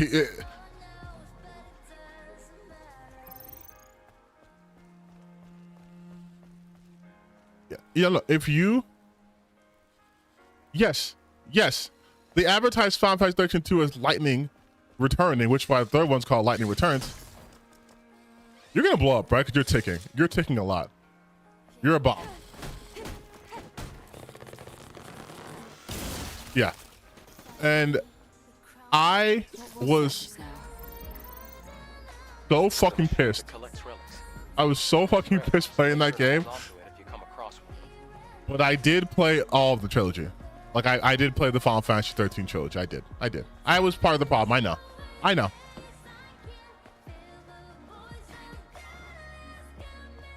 Guessing the secret ending is, yeah. But like, the problem with Lightning Returns though is, okay, I'm gonna tell you straight up, the Final Fantasy 13 series has one of the worst fucking plots because it pretty much wraps up in the first game. So then they're just extending the game just to extend the game. There's no like continuance of anything that's already established. It's just disparate things happening. Because Final Fantasy Lightning Returns, it's like, oh, by the way, it's been like 1,000 years since the last game. So, but also, no one can die because of chaos. No one ages, but chaos is also keeping like, it's so fucking weird.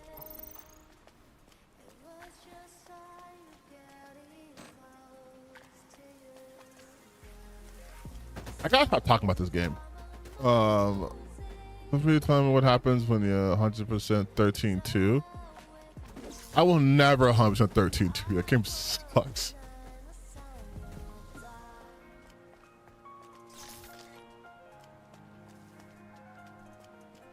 Killzone. I played the Killzone series. You know what? I don't know if you guys saw my video about the guy I was reacting to was talking about why modern games suck. And he was talking about like, we should have more different sports genres of games. I'm like, I agree. Like we should have like NFL Streets and what have you too. But, and this is not me defending capitalism. This is me understanding business. People weren't buying those games. Oh, fuck. People weren't buying those games, and the quantity they needed to buy them in order to justify them. And that's why they're gone. Like, I know you guys hear me talk about capitalism a lot, but that's also what happens too. If you're not buying the games, they're not gonna fucking make them. It's that simple.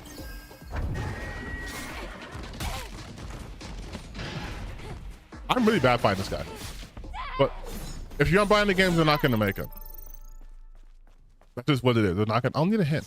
They're not gonna make them. So the whole video, that guy was talking about how, oh well, we need this back, we need this back, and then don't expand your horizons, which is a dumb thing to say. The reason I brought that up is because there are lots of franchises out. Just not mentioning Killzone 2 here. There's lots of franchises that won't come back because there's not an audience for it. Like, some people might want it, but there's no large audience for it. Right? Like, Nice. Guerrilla's moved on from Killzone. They're now the Horizon Zero Dawn country. I know. I mean, company. Actually, country. That's...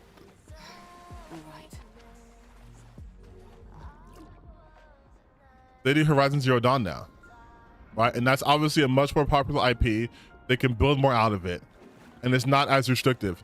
The first-person shooter genre, even though it's very popular, it's really hard to iterate on that, right? Like, it's really hard to iterate, and people weren't buying it as much as they should have. People buy Call of Duty, so Call of Duty makes a billion Call of Duties. People didn't buy Killzone enough, so people stopped making Killzones. And while that's not always the case, right? Because you have your Titanfalls, but more often than not, hello, you're dead. More often than not, it's people weren't buying it. And now you look at things like cost ratios too, where things are more expensive. People are going to be less and less and less inclined to make a game for 5 guys to play.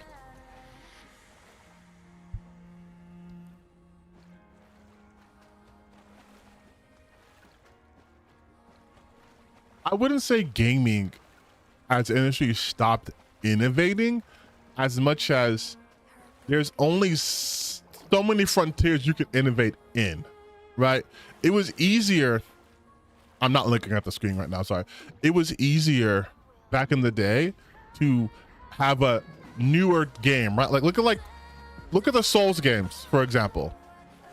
Before Dark Souls, there were no Souls-like games, right? It was just, you had games that were hard because they gave you 1 life, or games that were hard back in the day because they were based off of arcade games, which weren't designed for a home console. Why can't I just, oh my God. That weren't designed for a home console, so you would get clapped in 3 seconds and have to start all the way over, right? Especially before, come on. Right, there we go. Especially before like saves and shit. That, and then the weird B, is this like Russian? UK. And it's squiggly 6 looking thing, and then B again. But now that we have advanced a bit, it's harder to innovate. It is. Like, I will give the industry that much. It's fucking hard, especially because, again, it has to appeal to the market. And we're gonna keep it a buck. People don't want that much innovation. What they really want is something it feels familiar, but done in a way that they can be, oh, this is like unique and fresh. That's what they want. You don't want shit that's too different, because otherwise you're not going to be able to relate to it. Like, look at the game we're playing right now. It's a new IP, but it's not so different from like a Nier or a Bayo, where people wouldn't get into it, right?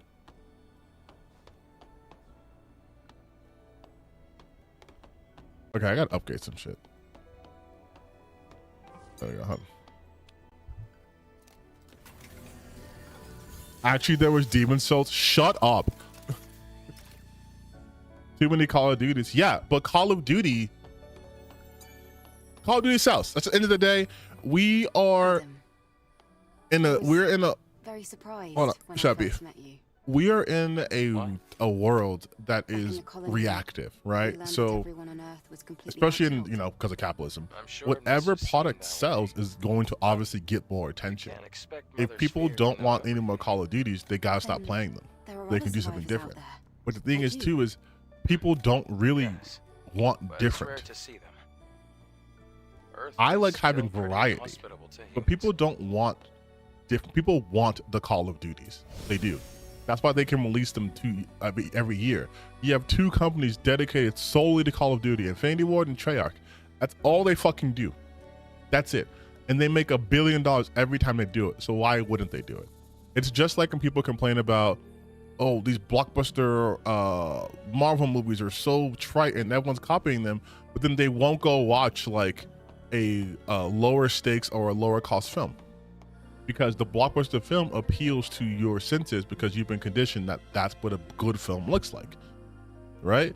And so then that conditions the executives to want to greenlight movies that are like Marvel blockbuster movies, which is why you have the superhero bubble. Same thing happening in video games. Dark Souls popped off, so then everything became a Souls-like.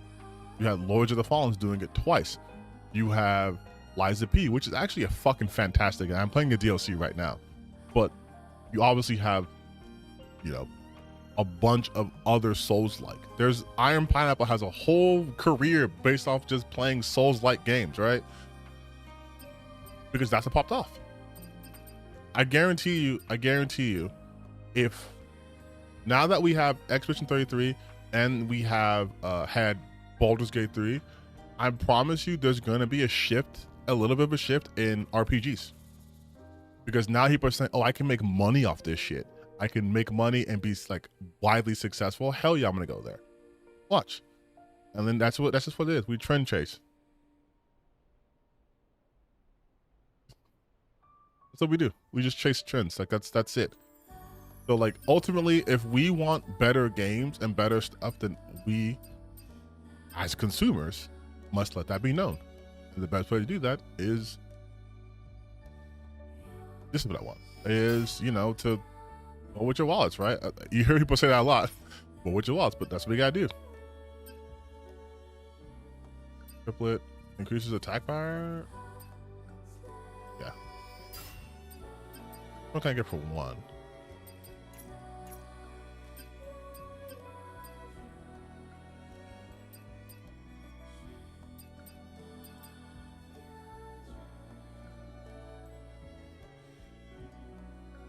Should I get more bait? You know what? I'll do something.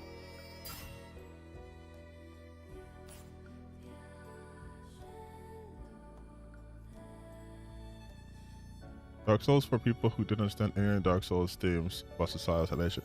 Oh, listen. I have looked at Dark Souls from that angle, and people got so upset that I said that shit.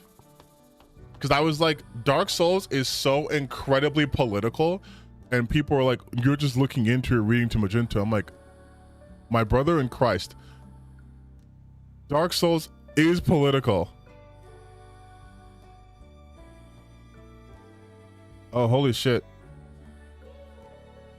The United States just officially bombed 3 Iran nuclear facilities. Well, hello, World War III.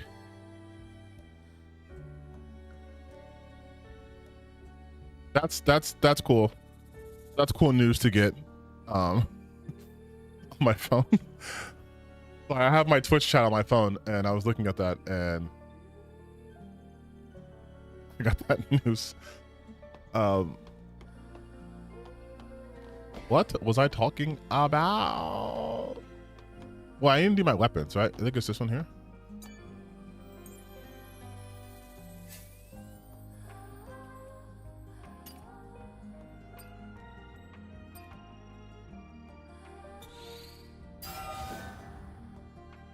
Gear stock, it's nice.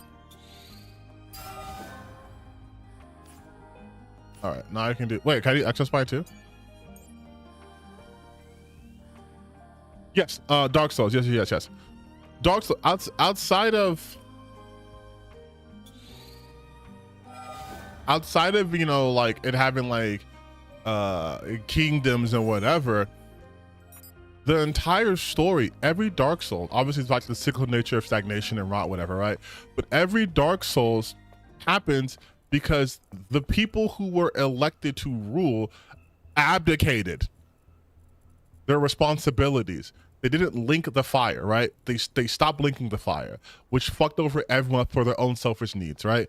Or it's, you know, the machinations of beings you cannot begin to understand are literally playing God. Look at Elden Ring. Right? Elden Ring's more blatant. Fucking Marika's shattering the ring fucked everything over, but also so did the greater will being involved. So they're fighting against these cosmic beings. Like,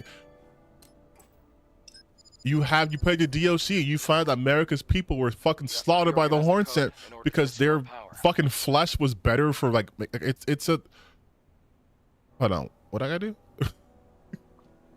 I am the worst streamer. But yeah, you fight gods. There's things about it's so heavily political, but I always say this, especially for some reason, gamers believe politics just means Republican, Democrat, and not, hey, what are the circumstances that led to this outcome? Why Why is Anor Londo completely abandoned? Why is Lothric Castle so fucked? Like, hey, how come oh my god, what the fuck is that place called? Oh, how come Khaled is full of poisonous rot? What happened here? I put the rail by supplying the power.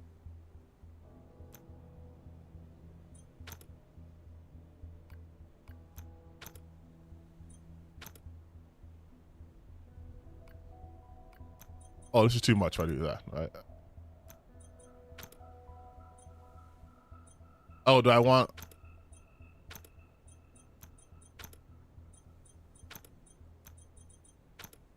I want like that.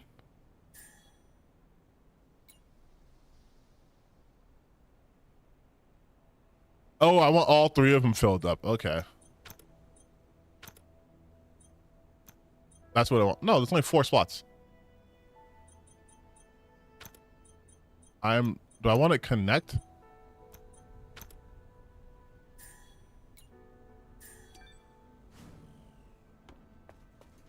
Wait, I'm sorry. I was not paying attention at fucking all I was doing this game. So I'm in what area? I'm in area 1.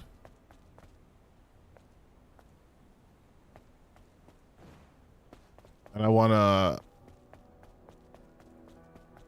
Okay, I want to power on everything here.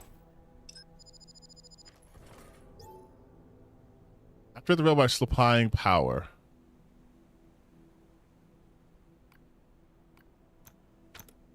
Okay. 4, so that should be... I do 3 this way. And then 6 this way?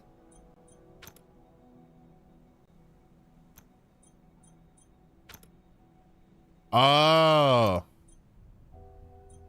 I see. I can just do this here. That powers everything up then, right?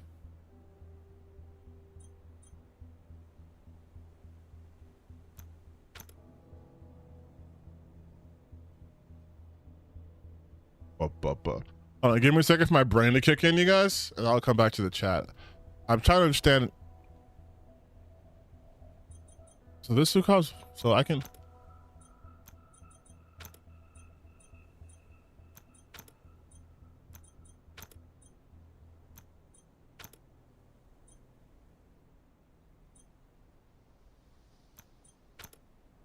Okay, so that's fully powered.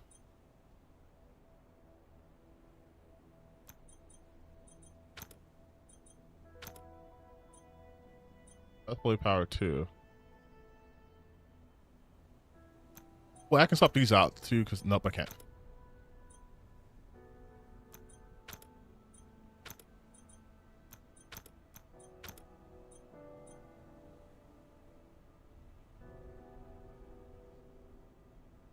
I'm already in area 1 though. I guess if I do it correctly, it'll just auto do it. So let me work backwards. How about that?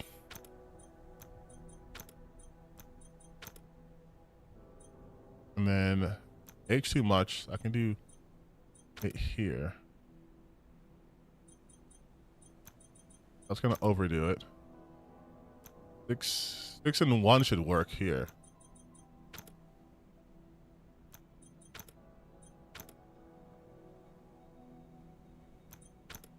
How does it not work?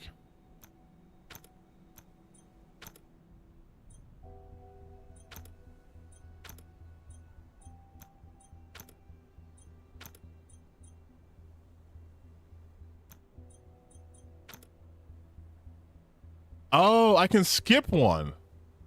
Oh, so then, and then,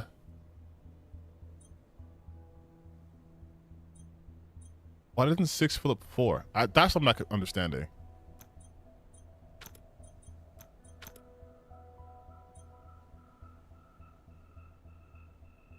What the fuck? Wait, I am not I obviously have to get all these. But I also feel like I'm missing something in my brain. My brain's just not thinking right now.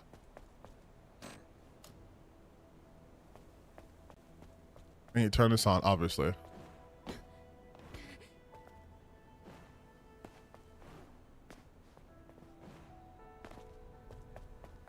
I know I'm probably doing the dumbest shit, and this is probably the easiest thing in the world, but I have no brain power right now.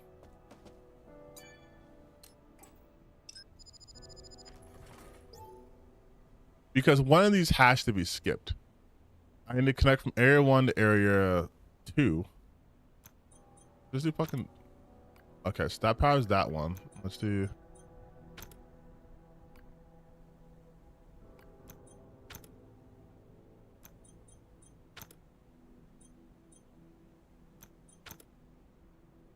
Oh, I see. Oh my god. Okay, so if it splits it, the one wouldn't work unless it's literally here, right? Because no matter what,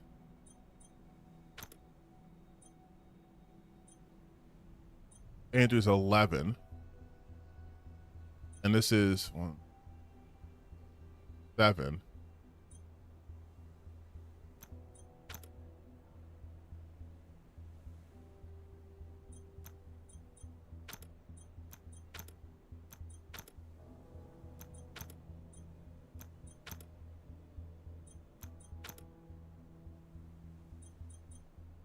Yeah, that's what I'm not getting.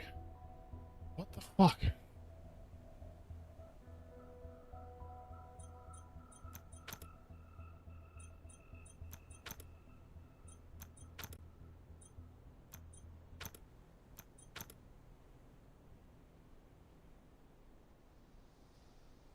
So it's...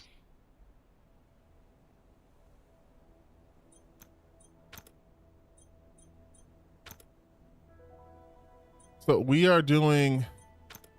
That connects. Can I do math? 11, 11, 12. So it's 18 little things you can do. I have 18. The little chargers are what? 1, 2, 3, 4, 5, 6, 7, 8, 9, 10, 11, 12, 13, 14, 15, 16, 17. So you have 18 totals, and there's only 17 here. So the one should go here.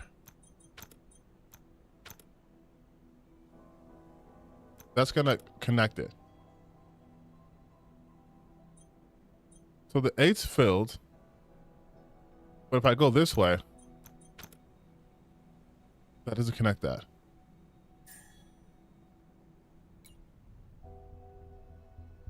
This is annoying.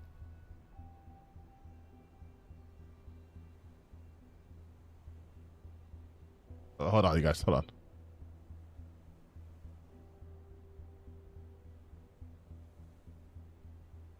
I got a text message I'm responding to.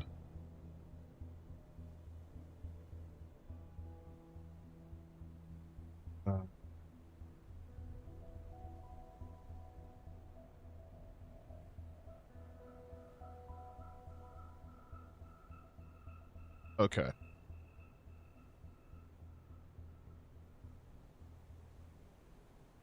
Sorry. Okay. Okay. Okay. Okay.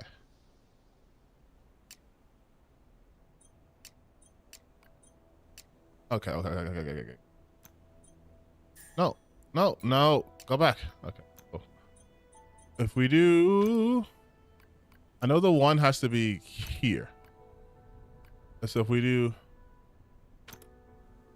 and then 6 this side, we get both. There we go. There we go. No, it means I'm a dumbass. Try activating the monorail panel again. It means I couldn't do basic math.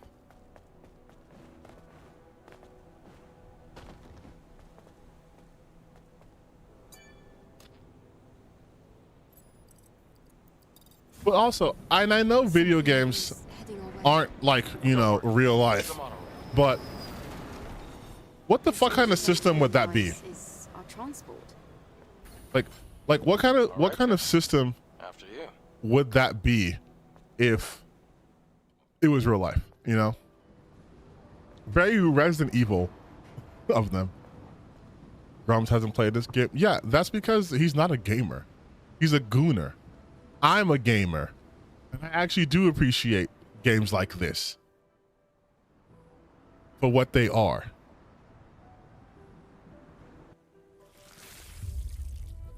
Her ass all up on the screen.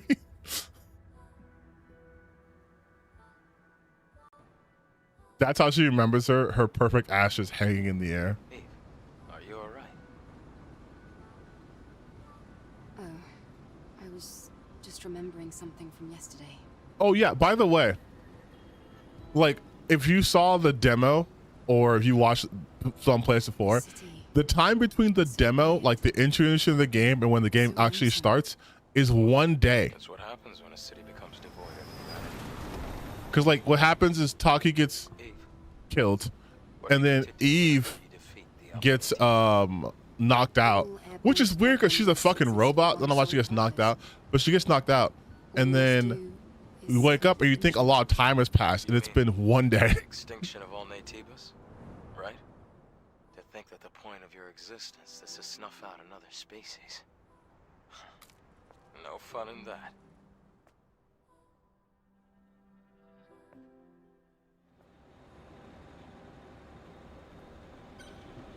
I'm surprised this didn't just fall and break down.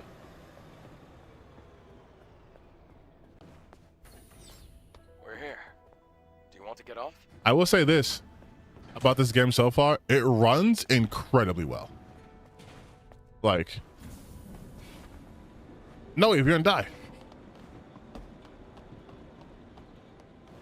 It runs very well. And we know that PC ports are often fucking terrible. This is really well done.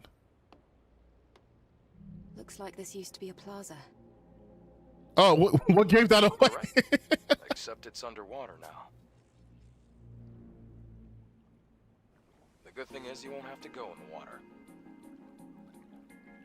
The Hall of Records is that way. But I can go in the water if I want to, right?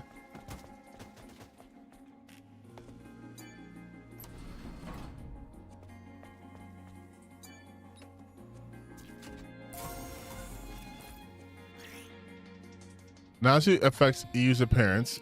I know that.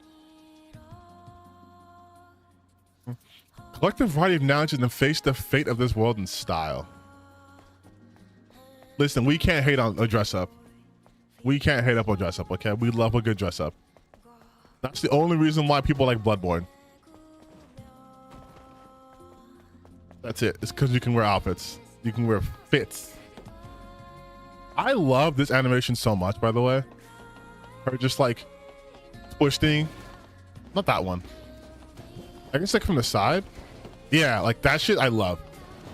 That's a sick animation.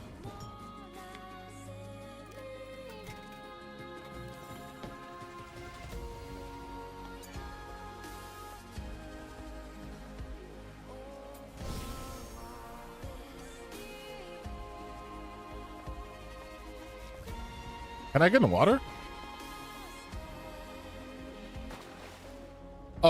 Oh, it's killing me. But she can swim. Wait, she can swim though. Why did that kill me?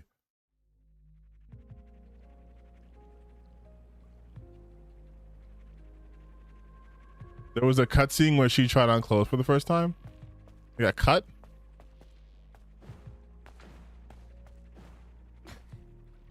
Okay, can we be real for a second about Eve though? Like, is she pretty? Of course. But like, people are like, oh, Eve's ass is so... My brother in Christ, have you never seen cheeks? These are nice, but like... It might be best to stay away from the water. Oh, you tell me that now. There's electricity running through it. You tell me that now. By the way, I'm pretty sure the big one right here is real. Let's see. I was wrong.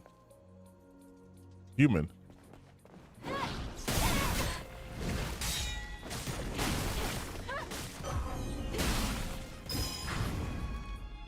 Okay, I couldn't dodge the way I wanted to because there's a fucking gate in the way.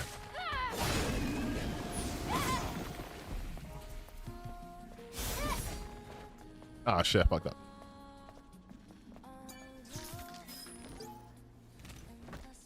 Did we get an orbital bombardment warnings? Something fell from the sky. Ooh, that's not good. Oh, you're a big one.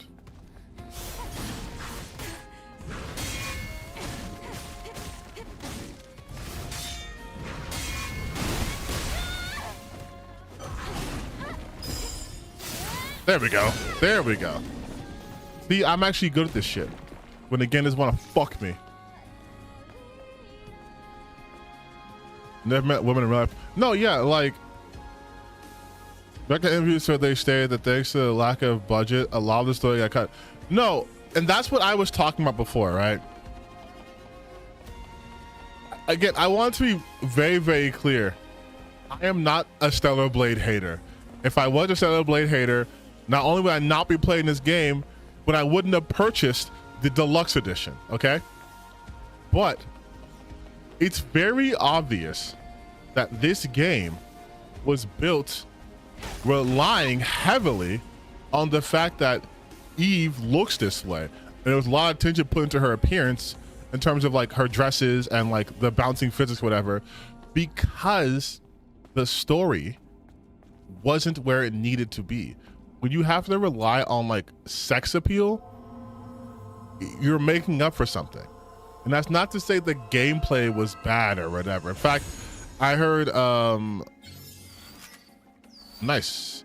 Shuhei Yoshida talks about how the gameplay is what makes the game, which I can agree with. I'm enjoying the gameplay. But it's also very obvious from a marketing standpoint, they needed to focus on her. And like the fact that she has bouncing memories, because she's like the only other person in this game that's built this way, her and Taki. But Taki you don't see to the very end again, because obviously Taki's not dead and she's actually going to be the bad guy.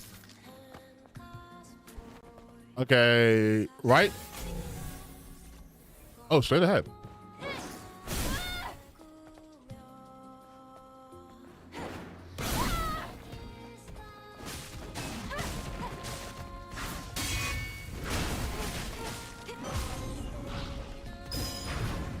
Okay, you see how it won't let me fucking go around him no matter what I do?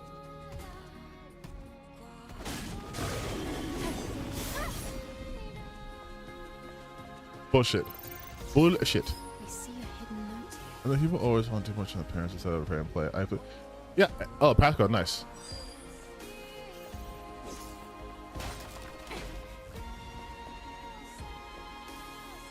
Oh. And that's what I always found weird though. Everyone's focused so much on like, look at Eve and her, I'm a goon to her, I'm gonna play this game in one hand. And it's like, there's nothing about Eve that makes you want to just stop playing and jerk off. Maybe because, you know, I actually, you know, get laid. But like, there's nothing about her where I'm like, let me stop playing, unzip my pants, and go to town. It's like, I can just play the fucking game. I like the actual game. I could be playing as Adam. I don't care. As long as the gameplay is good.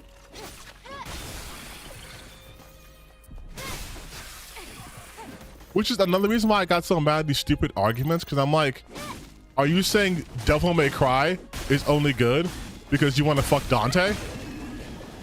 Because listen, no shame if you want to fuck Dante or Virgil or both or Nero. No shame in that. But if that argument can't be made for Devil May Cry, then it shouldn't be made for this either.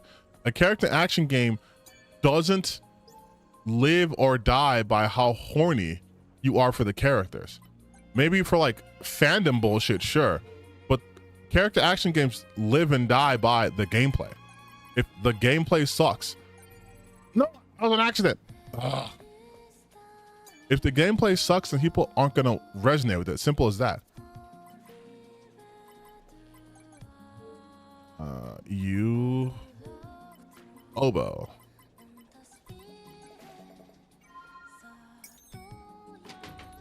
Shopping done. There's nothing. Oh, Trish Nico lady. Yeah, like there's nothing Eve's actual character is meant for gooning either. She's a soldier through and through, but Bayonetta is far more sexual in manner than Eve, just sexualized. I will say this. We're going to put our character design and intent glasses on, okay? We're putting them on. We're putting on the glasses.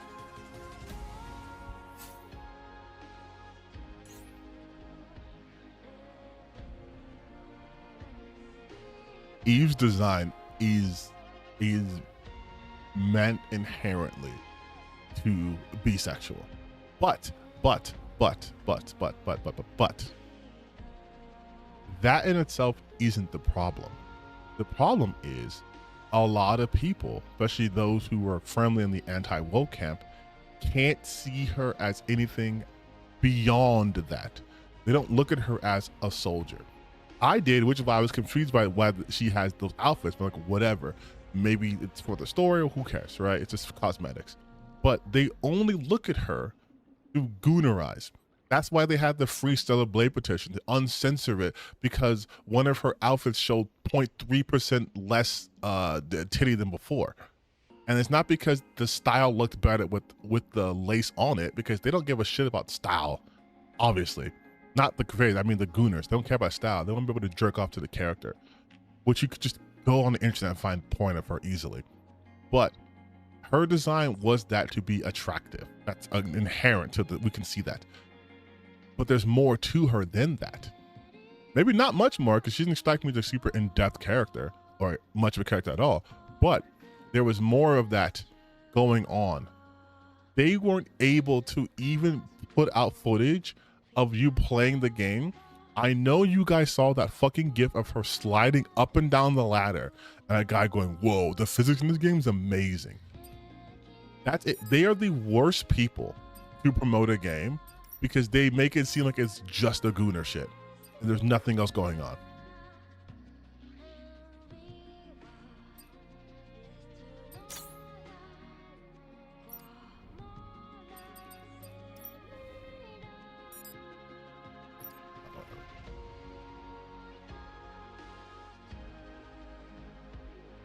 Yeah, I've seen some outfits of hers that are like super not horny and they look fucking great. I like style and fashion. These motherfuckers don't. Which is why they're all like, I can't believe they won't let her show her big honkers, you guys. It's illegal to be hot.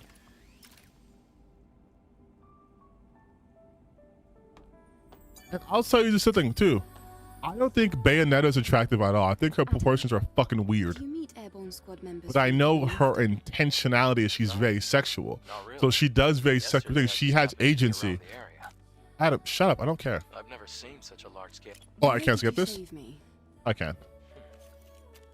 I'm not really sure. But like, if you bring up Bayonetta in this example, again, I'm not trying to shit on this game, but Bayonetta's dressing, the way that she acts, her character, it's all sexuality. It's sexuality, but also violence, right? She's sexy, but she can literally kill you before you could blink. That's part of her character, and she's aware of it. The stuff people were talking about saying, oh, there's hit pieces about this game.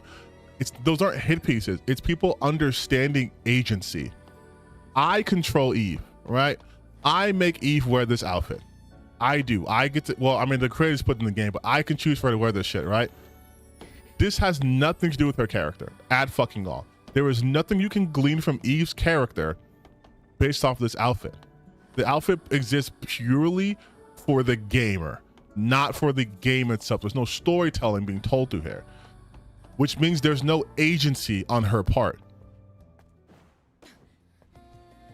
It's completely fair to say that. It's like if you're playing like Dark Souls, right? You can make your characters look however they fucking want. Big, ugly, dumpy. Why? Because it's a world that's on the constant brink of ruination, and you're wearing a bunch of armor, and all the armor sets match that environment. You never look like you're out of place. There's a level of intentionality there. For Eve, she is this like naive android robot from space or whatever, and yet all her clothes that she's wearing is like, I'm a supermodel. But does Eve strike you as a type who gives a shit about like wealth or style or fashion? Just what you'd expect from a pro. has any of her conversations talked about like, ugh, this area is so nasty and so dirty, it's gonna ruin my nothing. So then it's like, why is she wearing this? And the answer is because I thought she looked good in it. That's it, which is valid, but that's what people are talking about. Like, that's really it. But because these gooners can only view things in absolutes, whether in their absolute is, did I come or not, they can't engage in this in any sort of good faith. So it just becomes, they put a hit piece on her because they said she was too sexy, and I think that's dumb. Ha ha ha, subscribe to me. Like that's it.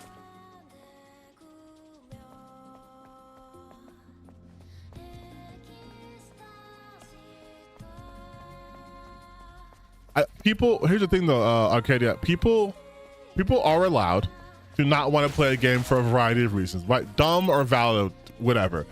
But it's unfair intellectually to say that the people who had those criticisms either are jealous of Eve, which was one of the defenses they were saying, that these women are jealous of Eve, that they don't want hot characters, that they don't like that. When you are allowed to analyze art, and from a creator standpoint, like a character like agency standpoint, it doesn't make sense. Now, does it have to make sense? Ultimately, no. But you're allowed to mention that, like, yeah, it is fucking weird. Especially when it does itself no favor by comparing itself to like Nier, which does have, you know, respectful gooning. Why am I stuttering all of a sudden? Yoko Taro is an ethical gooner, but it does make sense within the greater scheme of the game itself. Wait, was that a dead end? Or was I? Oh, I went the wrong way. I went the wrong way.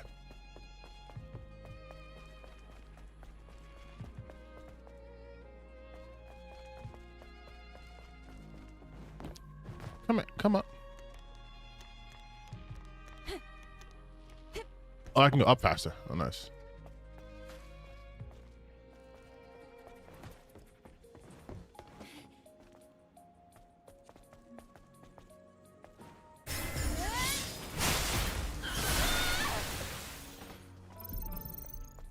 I don't know if that required a slowdown, but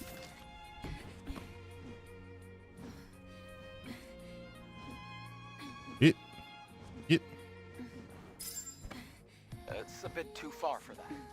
How about you try jumping and dashing? I love how when games do that, because they're like, fuck it, this is the video game. We're gonna press do a barrel roll. Press LL or ZR. Press L or ZR twice.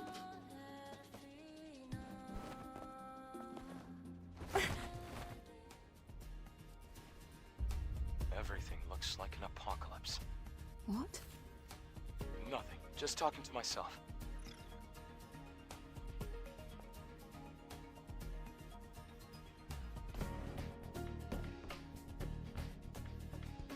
Oh, can I land on the pipe again too? Oh, look at me, ninja. That's why I have the Kunoichi outfit on. Oh, that hurt? What, I take fall damage?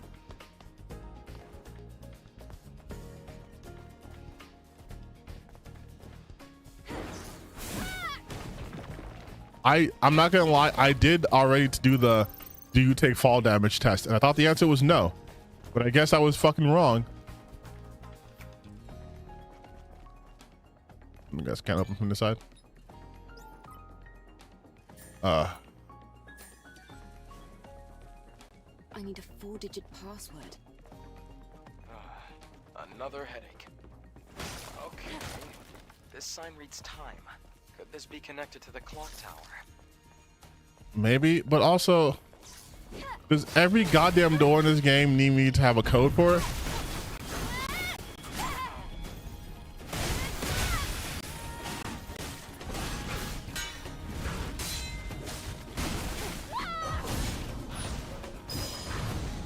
What the? Every time. Every time.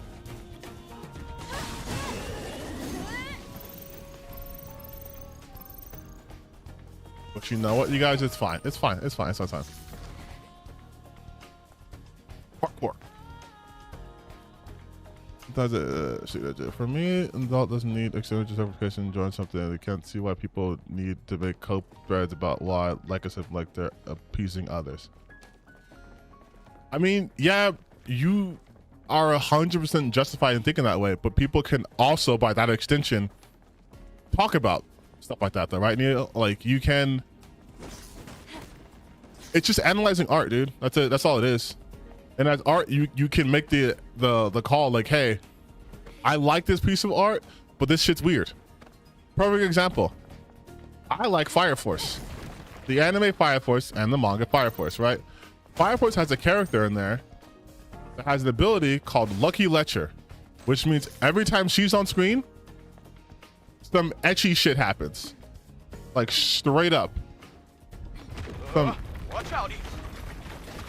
Like she'll like fall out of her clothes out of nowhere, or like she'll trip and fall and do like a panty flashing shot.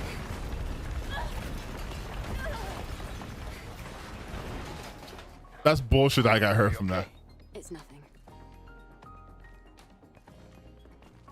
And listen, I like I said, I like the show, but I do think that character, even though the author does justify it later on, or tries to justify it later on,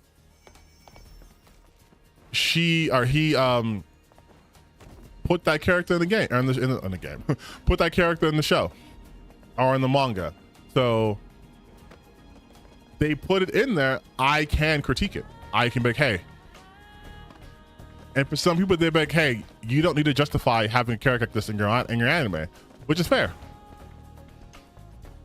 But I like that I can critique it. Where the fuck is the clock tower?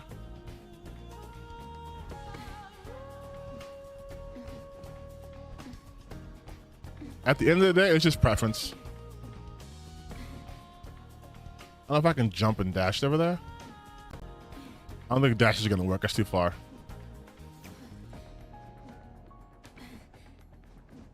Oh, is that water? Oh shit.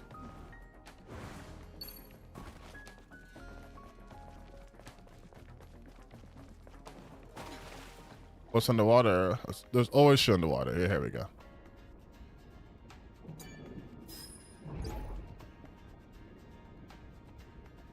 Right, the clock tower, it says the time is...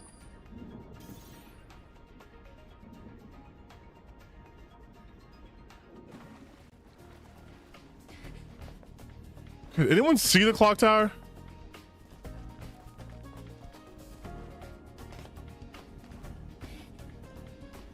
Like, I'm not seeing a clock tower. I'm seeing a bunch of other shit, but not a clock tower.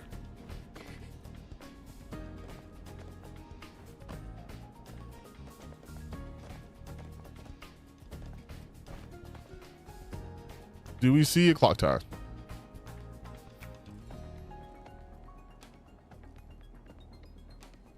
I have to go to a high elevation. But that's what I'm trying to do, and it won't let me do it. This shit's locked.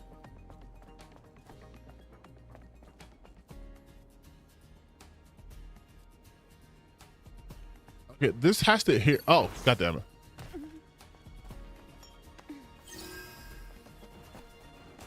This has to be here for a reason, right? Otherwise, bad environmental design, and the reason can't be just for me to fall off of.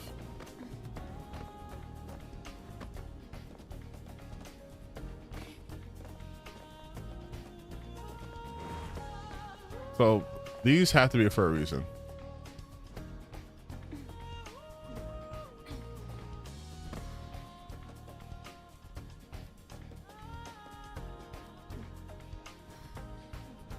Yeah.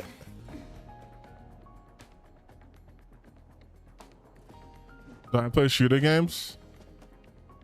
Do I do a video about Splitgate 2? Honestly, not really. I mean, I do play shooting games. I was literally playing, like, it's a third-person shooter. I was playing Gears of War with Alyssa, but I don't really play shooting games that much. Also, the Splitgate thing is just, I find it to be hilarious. Oh, I can go here, right? I can land on this.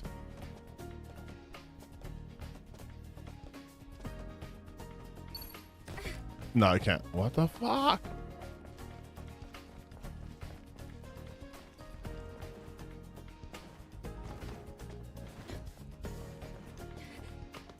Oh, I could. Can I just done this the whole time?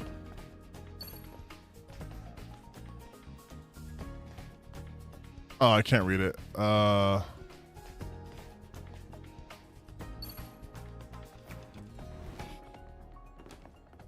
I could do this the whole time and no one said anything. Annoying. All right, can we tell time? That says 12:30.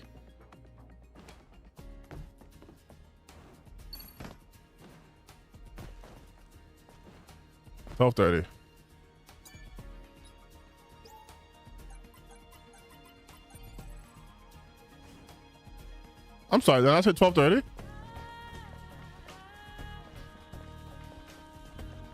Was that 05:30 or was that no? What the, was that 5 o'clock?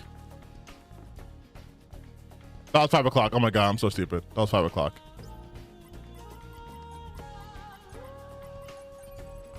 It wasn't 5 o'clock.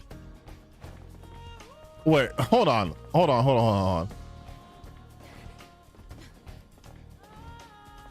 Wait.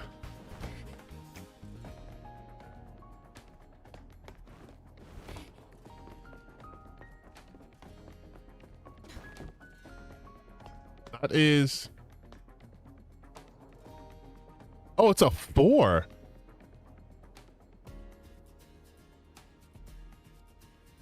One, two, three. That's 5. Yeah, 6, 7, 8, 9, 10, 11, 12. Oh, but it's like slightly past. Can I zoom in? Like.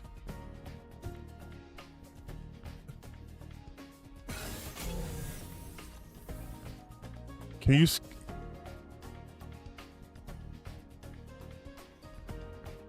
it's not 12? That's weird. Well, I guess we're talking about Splitgate. That guy was stupid. I hated that guy. The Splitgate shit was stupid.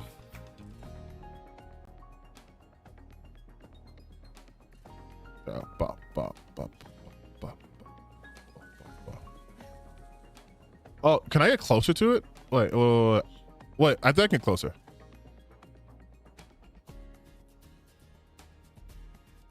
Oh my god, I'm so stupid. I'm dumb.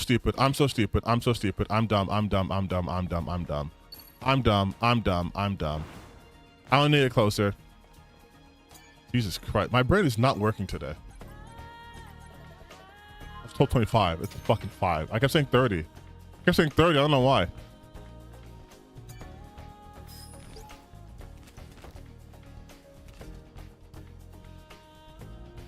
Invest in glasses. I couldn't see in the game. I can see in real life. I have good vision. Mother Sphere.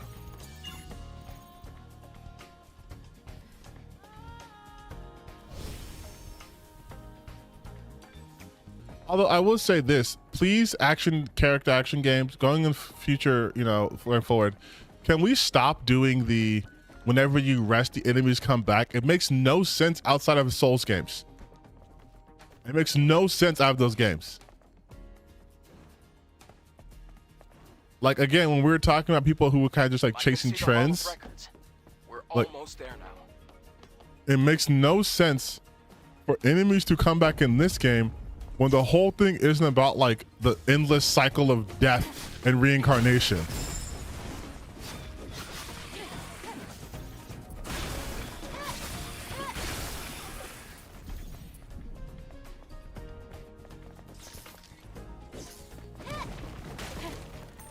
Just a personal grievance I have. You gotta, please stop doing that.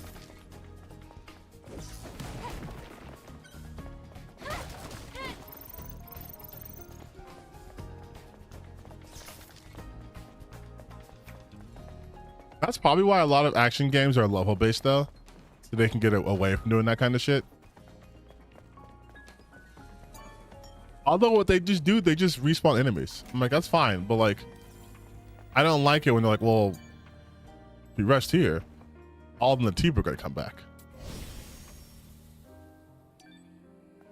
And I understand why. I get it from a game, like a gameplay perspective, I get it.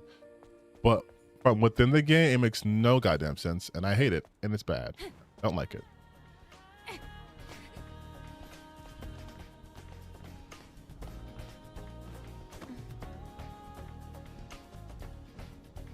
What? There we go. I thought this was gonna fall for a second.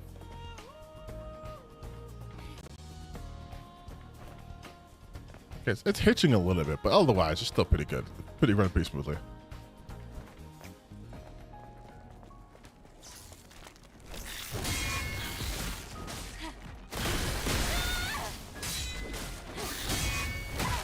Oh, okay. Okay.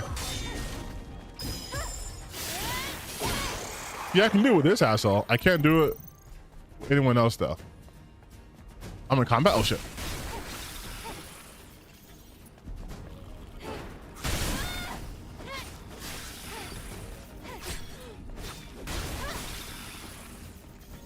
Give me your soul.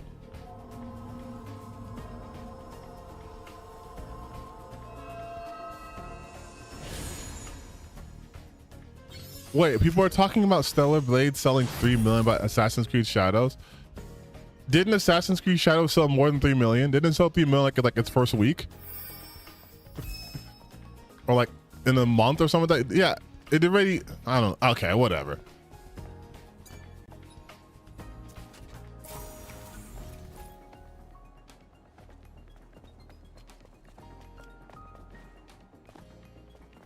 I think people are sad and have nothing to contribute, and so they have to rely on these weird talking points like what does Assassin's Creed have to do with Stellar Blade?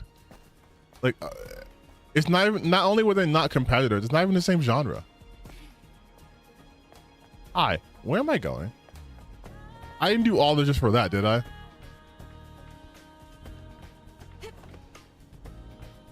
Wait, let me double check here.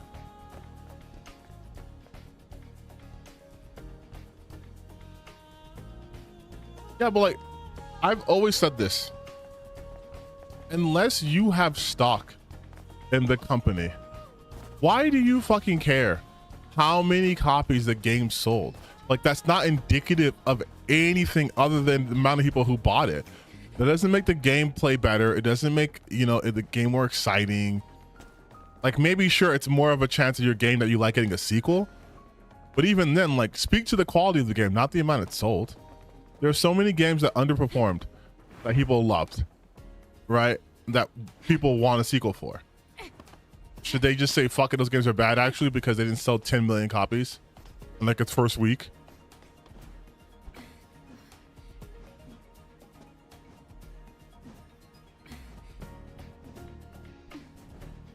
It's the same people who are like, oh, but if you look at the budget, it's like, I don't care about the budget, my guy. I didn't fucking make this game. I don't care if it costs $10 trillion to make. That's not my money.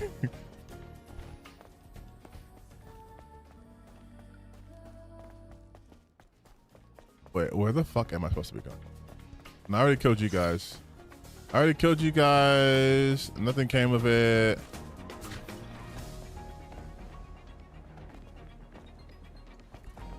Oh my god, fine. I wouldn't die that badly.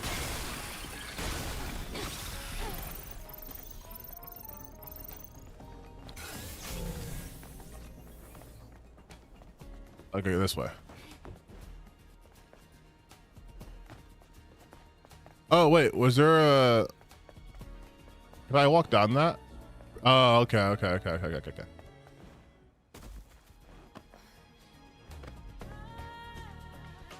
Yeah, Liza P's amazing DLC. I just think you still need to be a copy.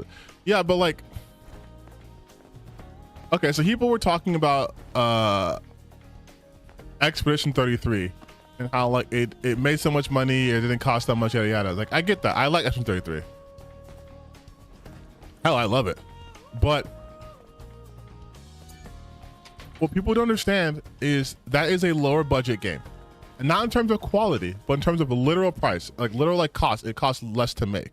So I understand like certain games can't have that level of success if they call it, if they sell 3 million like, oh, but it only costs $10 to make, then they made a shit ton of money. But shut up, Adam. But my whole thing with this is, once again, if I sold 10 million copies and you sold 10 million copies, it doesn't matter how much the game costs to make, right? Because we're not looking at in terms of how much profit it made. We're looking at in terms of how many units it sold. So if I sold 10 million and you sold 10 million, then 10 million people liked my product and 10 million people liked your product. Well, you have to bring in the minutia, like, well, yeah, but my game only costs $5. Your game costs $100. Okay, so you made more money than me, but we sold the same amount. Let's not do that. So even when they have like those arguments, I'm like, you're not even looking at it from the perspective you claim to be taking. You're looking at this as if you're an investor, which is always the wrong way to look at art, by the way. Like, I wouldn't say the consumer perspective is always the best, but we are consumers. We're looking at things in terms of, well, what was the ROI on this, huh? It cost $80 to make, you only made $200 back. Not that good compared to this other game. It's like, okay, but like, is the game fun? Do you like the game? Did you have a good time with it? You did? Okay.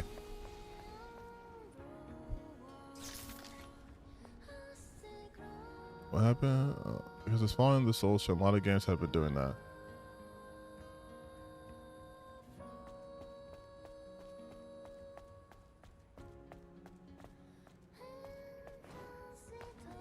Oh, I absolutely fucking hate forced walk sessions. These stairs lead to the power control room.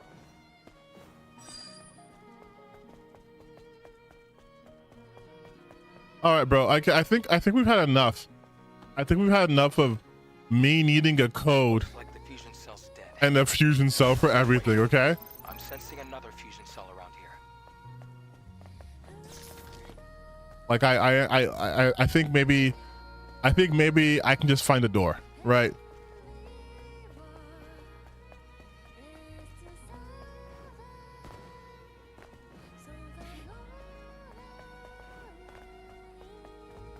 Like, it's pretty insane that I have to fight all the time. Just open the fucking door.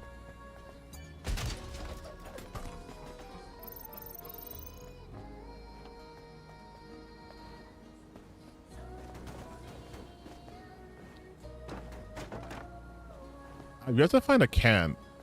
The red goes. I've yet to find a can of the NFC cans to collect.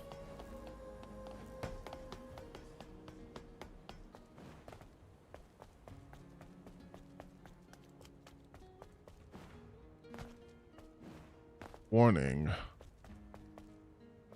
Oh, this is what I was at before. Okay, so who would I gotta kill?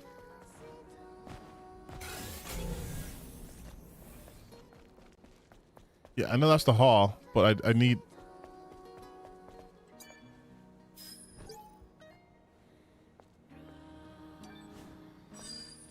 I scanned the credentials.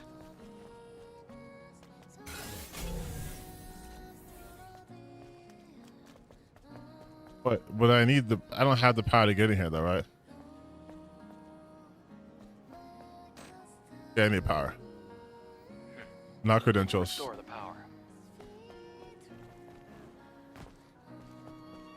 Well, I gotta find a fucking fusion cell. What? Let's look around the Victory Monument first. Oh, okay. Hey. The scanner, can you pick up something besides...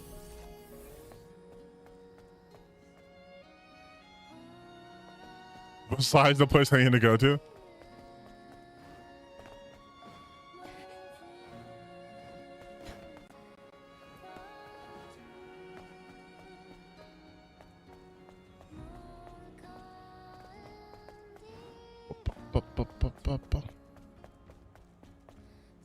Wait, hold on. Boss fights take up so much time and money. Honestly, I think gaming as a whole needs to ask if they really need them all the time. Like, does Mario really need the boss fights? Really?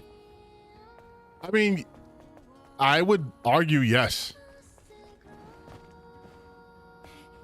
Because okay, let's go through a hypothetical. Let's say you're playing a Mario level, right? Like World 1 or whatever. And you get to the very end. And we know new Mario games, especially, they like to give you power-ups, all that stuff too. And you work on the skill set you learn, right? Outside of like challenges, what would be a good capstone for someone going through a whole world, if not a boss fight? Because granted, we do have games like that. Those are just walking simulators. So like, but how would that work in like a Mario setting? Like if you took out the boss fights, what would you have left?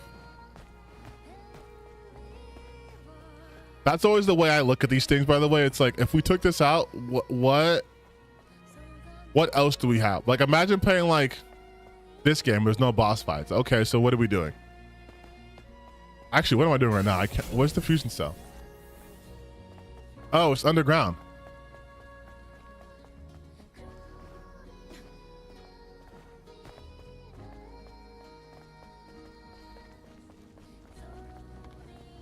Wait, the underground's over here.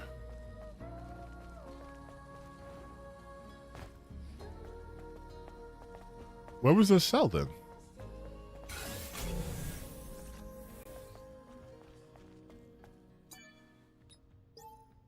Oh, it's on the code. Okay. Then a cock.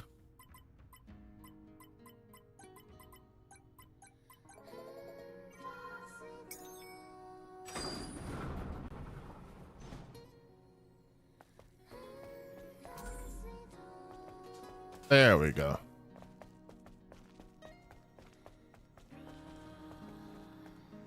Bitch, if you don't if you don't put that in there.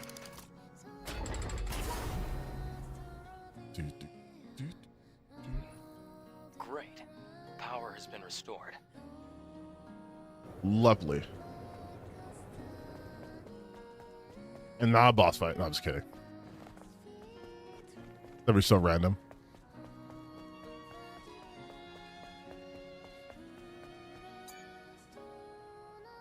We'll head down to the Hall of Records now.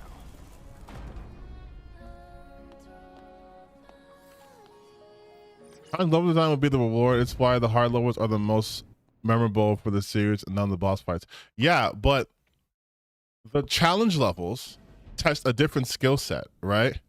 And you also have to understand the player base. Mario is mostly for young kids and casuals, which occasionally throws in harder levels, but they're not making Mario games for 30-year-old men. They're making Mario games for children. And so like, oh, yeah, that's fucking huge. Jesus Christ. This is the kind of computers they would need, by the way, to make the AI bullshit at scale. But all we have to do is find the hyperdrive. But the Mario stuff, right? Like, the reason why they have those boss fights because it's a simple way to cap off a level or a world or whatever. At the start of the 22nd And also, century, what you're missing out here too is, oh, it's still playing. What you're missing too is force walk session, great. Variety, breaking up monotony. Even games that have boss fights aren't just only boss fights, right? You have sections like this. You have to do maybe stealth, maybe it's you don't have like your weapons or something like that. It's just to break up pacing. Thanks to advances in biotechnology and nanotechnology, the inconveniences of aging and disease were a thing of the past. This created giant leaps forward in the development of hazardous industrial spaces and space itself. We can now withstand the crushing pressures of the deepest oceans and even exit a space station without the need of a spacesuit. That's actually crazy. It also put them in a fight in here, right? It's way too big. Force walk section. This has the smell of a boss fight. Humanity's greatest and only hope for survival can be found in Mother Sphere. Wait, I'm not the harmony and prosperity of 8.7. I'm not putting words in your mouth. I'm saying you're talking about, you said you it's not what I'm saying. I never said it had to make Mario games level for 30-year-olds. No, I'm not saying you said that. What I'm saying is think of the audience, the intended audience for the Mario games, right? Mario Maker, for example, that is specifically made for people who want the hard challenges. Yes. Right? Extract it from the hyperdrive. Like if I made a game where it's like here's Stellar Blade, and then here's the Stellar Blade dating sim, and everyone loves the dating sim, that's not because Stellar Blade is better as a dating sim or would it need to have like the other things in it, right? It's because I now tap into a different audience.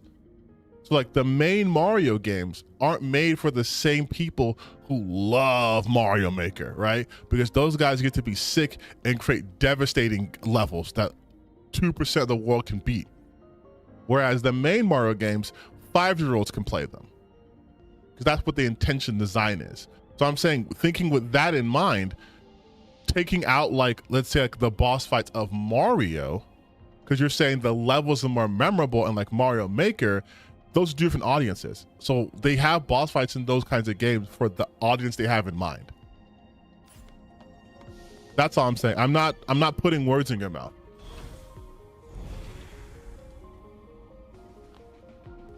Nigga, that is huge. Great. We accomplished our first objective. Where's she putting that? Let's go before the emergency power runs out.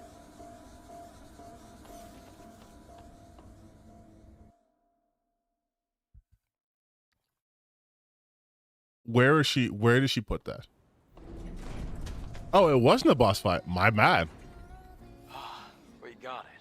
The hypercell. This is going to do a lot of good. Eve, thank you. Okay, I know Adam's not a robot, but his delivery is so robotic. Of course. It isn't far.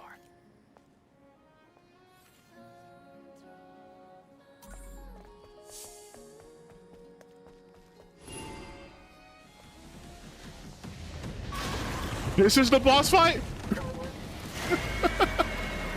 Not in the boss area, just wait, hold on. I'm sorry. So big giant fight arena, nothing at all. You turned left on a corner, boss fight.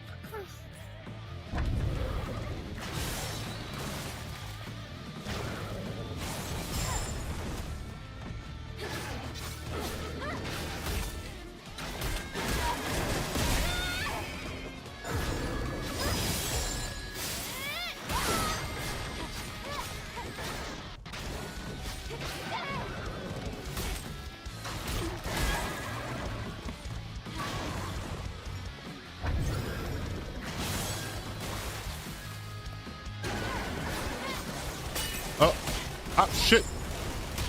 Jesus, I dodged into the onslaught? Crazy. The boss was late. Yeah, no, legitimately. Wait, don't tell me I gotta do all that shit again.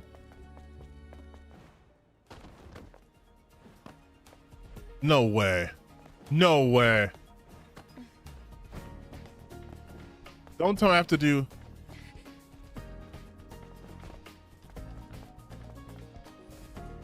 No, I shouldn't have to do all that again.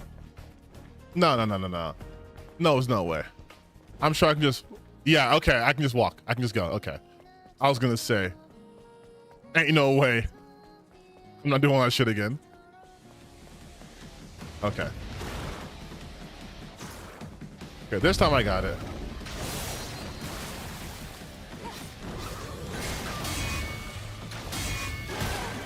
Three hits, right, three hits.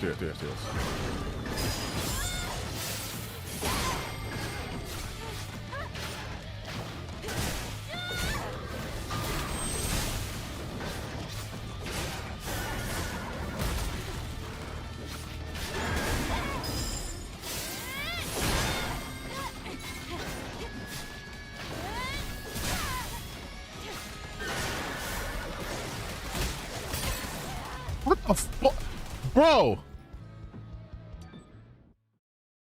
That move is like an instant kill. What the fuck? I'm not gonna change anything, but am I playing on like, what setting am I on? Is there even I'm on normal mode? Oh, there's only normal mode. Okay, I was like, wait a minute.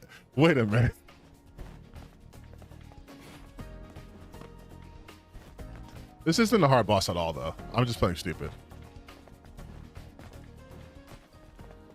But that's my flaw when it comes to character action games. If you tell me I can parry shit, I'm staying in there. I'm in that pocket. I'm pressure. That's why when I'm playing fighting games, I lose all the time. Because I'm pressure. I don't block.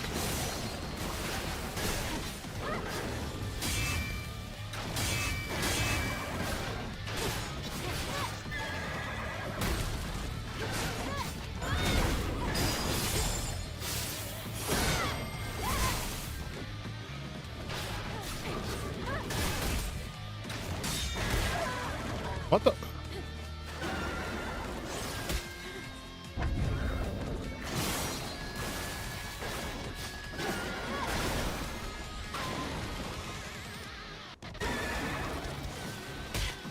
Okay, I really thought I misdodged that.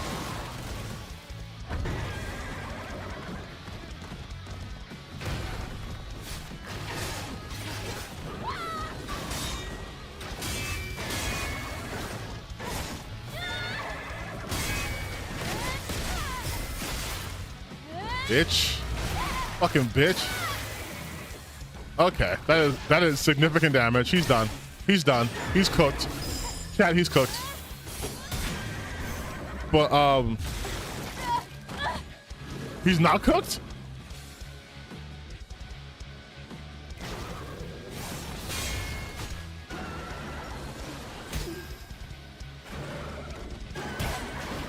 Wait, what the fuck is that about?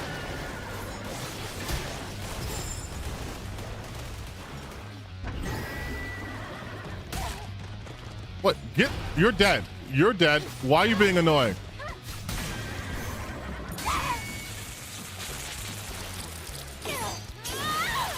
Did I miss that the first time? Did I miss that the first time? Corruptor. You're gonna be totally Failed. exhausted before we even get to the alpha.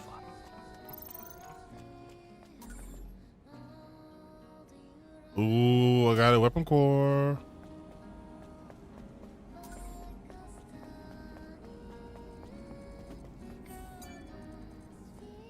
I got my health up. Are the controls responsive? They're pretty responsive. You can actually break out of a lot of animations in this. A surprising amount.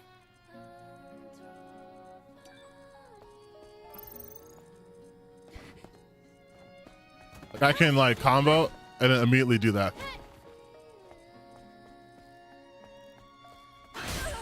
I should.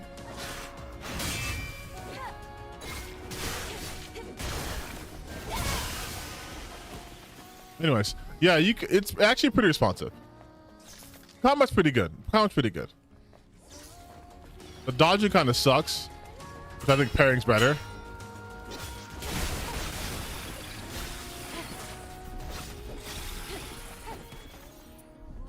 I hope they either have a skill here or you can improve the dodge range.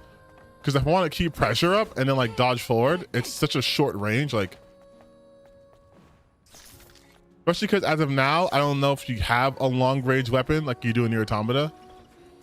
That kind of sucks. Like if I like pressure this guy. Oh, what the fuck?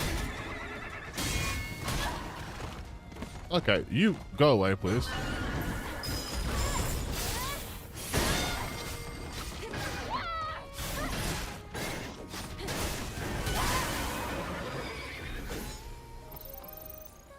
Anyways, I'm gonna fucking die. I need to heal.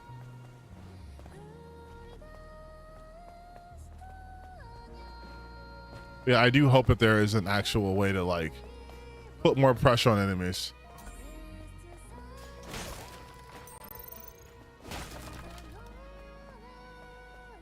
I'm quite the aggressive player in case you guys didn't pick up on that. Oh no, don't die.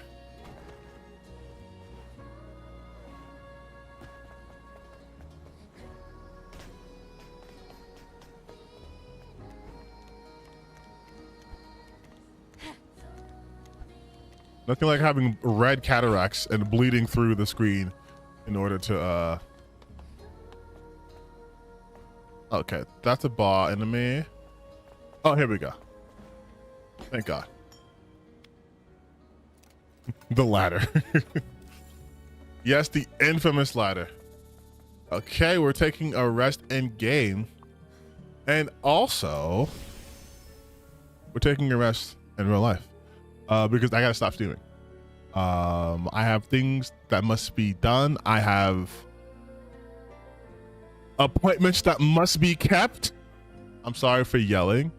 But if you guys, we'll do something here. If you guys like me doing mostly more gaming streams and stuff or whatever, I'm going to upload just the gaming section of the stream separately from my rant, from an hour rant of MrBeast. And if you guys can like and share that shit, then I can play more games on this channel. Not saying I won't play games, but you want me to continue playing Stellar Blade here, like streaming it and shit, just do that stuff, okay? Thank you everyone for joining, as always. As always, I appreciate you guys. And yeah, blow my shit up so then I can be a gaming boy and I can do this more consistently.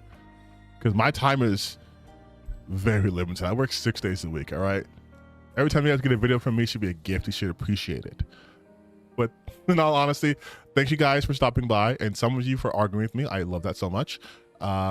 It's always great to have an exchange of ideas. And next time we'll play a game again, and I'll probably rant about, I don't know, capitalism. I seem to do that a lot. You guys like that, so all right, bye.